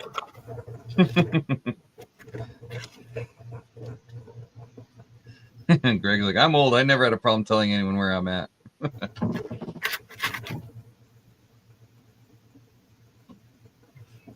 Oh, these people are ridiculous. It's not the old ones either. The old ones will be more confused. But it is what it is. But you can walk them through the process. The young ones that are on their phones for 2 batteries worth a day are the most illiterate that you can imagine doing that stuff.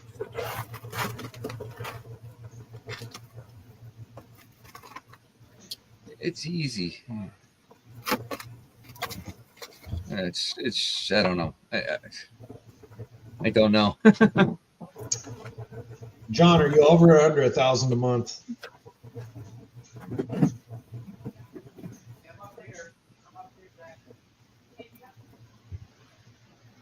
What, for insurance?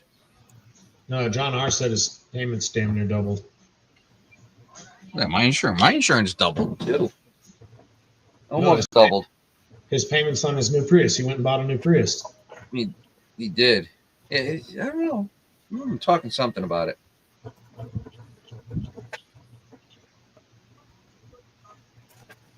Insurance is $1,100 every 6 months, and payments a little index. Christ, John. That's what I'm paying about. I think about $1,200 every 6 months. Hold on. But I've got full coverage. I got coverage on the Escalade. Nothing ain't even on the road. I mean, your insurance is way cheaper than mine, but your payment's not.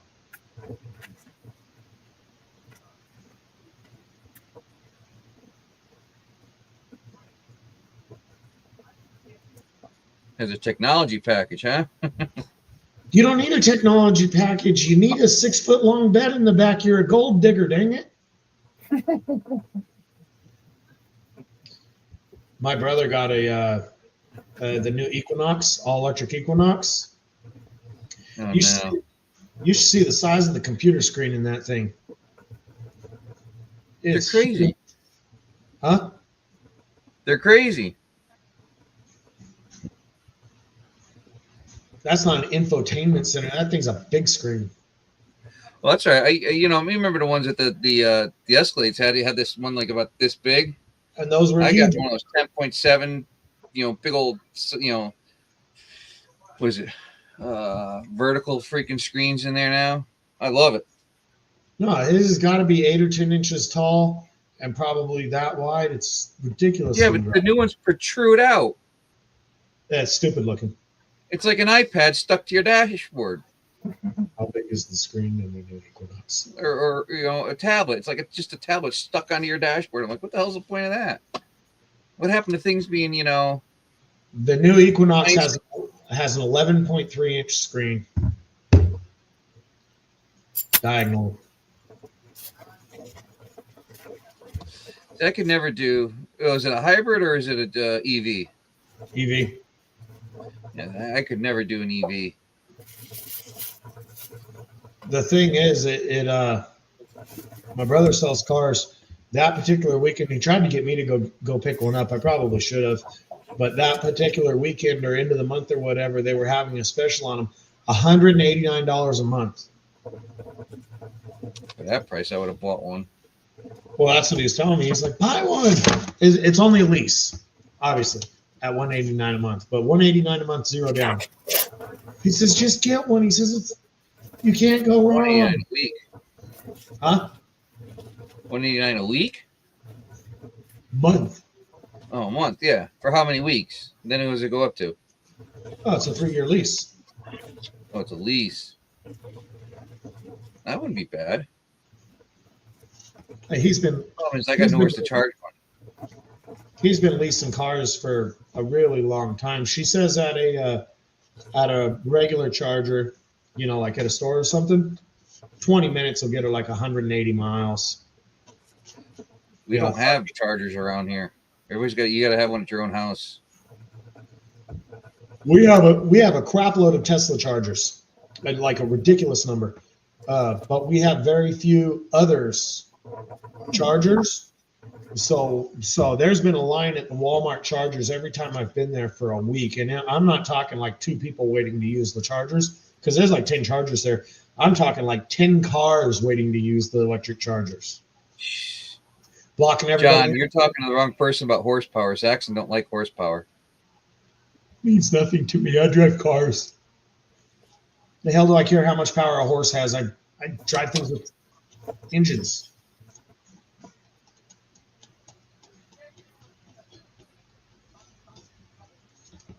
But if you must know, my truck has 400 horsepower. 404.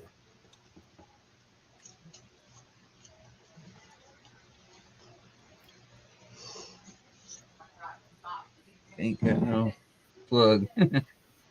Mark.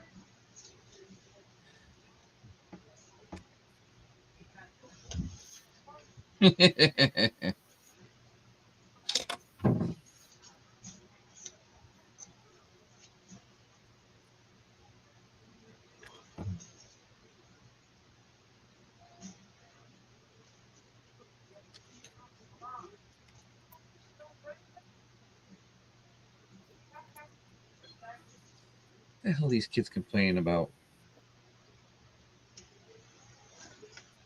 See, my problem is I got a house across the street that has a couple of huskies. And especially with my ears the way they are right now, I can't tell if it's one of my kids crying in the room or the dogs across the street. I know right now it's the dogs.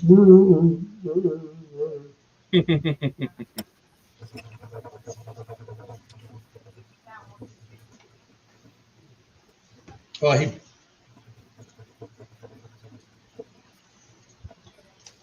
he probably got the actual Prius hatchback. Still in a truck. It's bigger than the last Prius I had.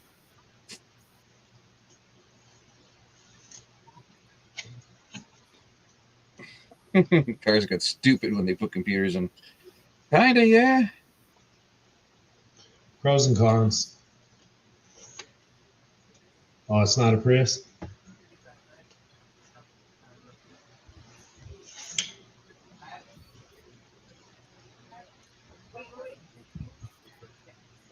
Yeah.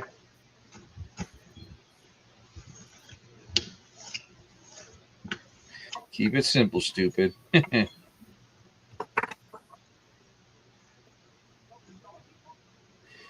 Do you remember what I had before? Yeah, I know. I remember what you had before. It'll always be the Prius, John.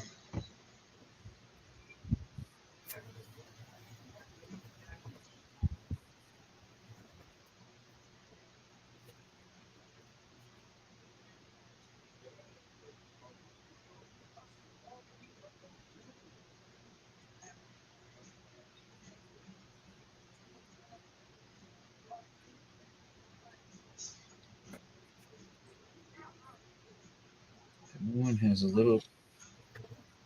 New one is a little bigger than the last one. Jinker.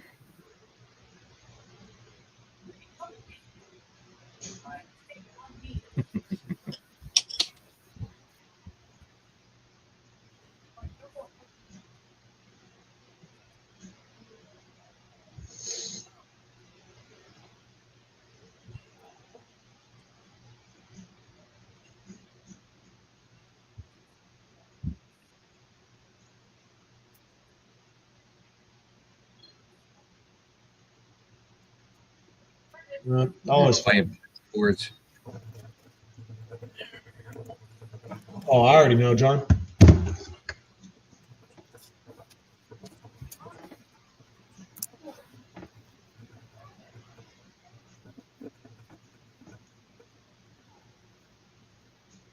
Oh, he got a Maverick.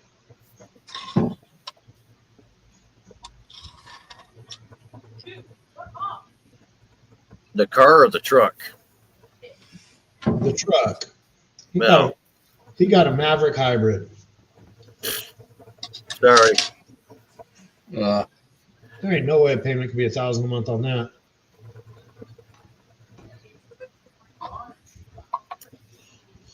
Feel like you're riding in a lowrider to get the Maybe you got an F-150. low.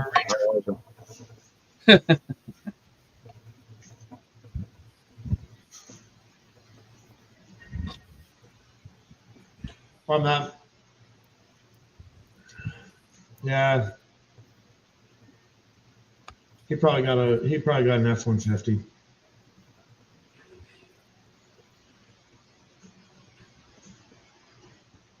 My truck has an 8-foot bed. It also has the turning radius of a freaking school bus.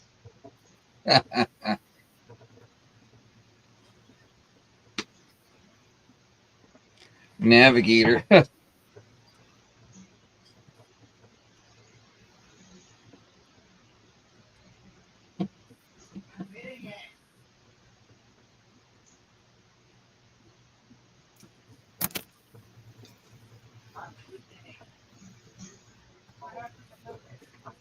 Everything has its place. I like my 4-wheel drives. I like my street trucks. I like my commuter cars.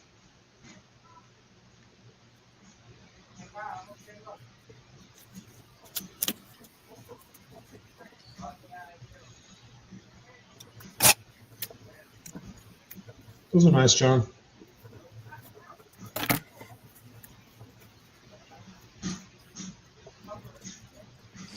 Yeah, no.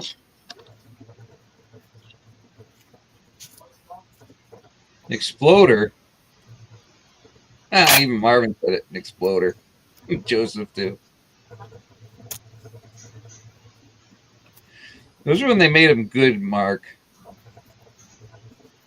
Later, hobo. Over, Rob. Have a good night. Well, the Exploders got their name back in the 90s. There you go, Mark. With the Firestone tires. Just gotta get the label. Oh, not just the Firestone tires. The engines were given up on those Exploders. And it wasn't 4.0 had what intake leaks. Well, every series of engine had its problem, and it's not even that they were that bad of engines, but just like anything else, there were so many on the road that you just kept seeing them blow up.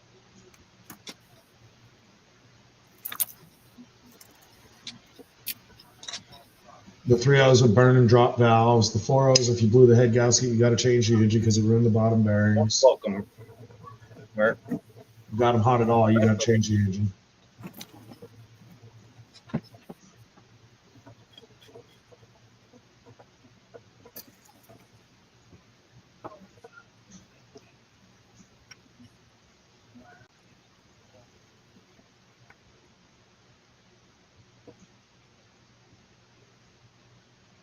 Oh, are you a transporter or are you a diver?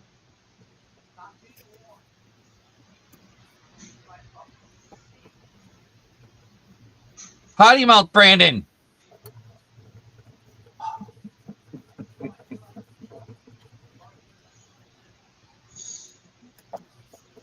you know they would turn you in if you put shock collars on them. So there's not a whole lot you could do. Oh.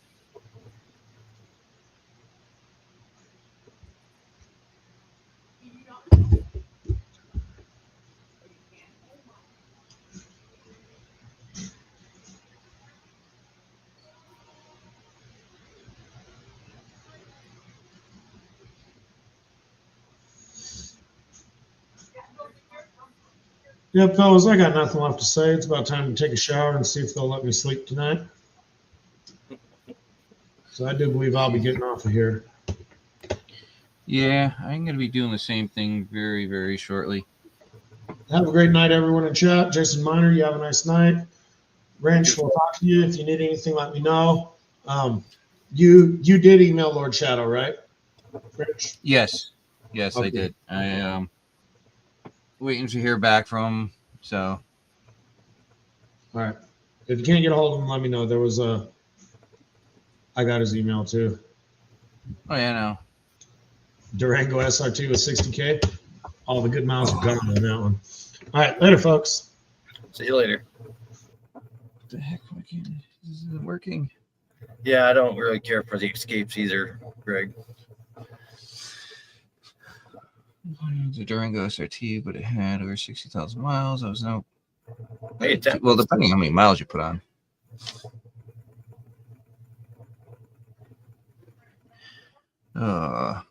Thomas. Most of my miles go to the creek and back. Working back, but Doctors, can't forget the it does doctors. make sense to get a not a Prius per se, but something that's a hybrid. Right. I don't know. I get crap mileage on my car. On the highway, I'm only getting, the best I ever got was 27 out of my car. Well, but around town, I get like 15, 16. So. Yeah, they don't like to stop and go. No. You know, it's a small vehicle. There's still a lot of weight just to get going. Especially when you got a foot like mine. Yeah, or mine. Damn turbo cars. Damn thing's loaded with lead, I tell you.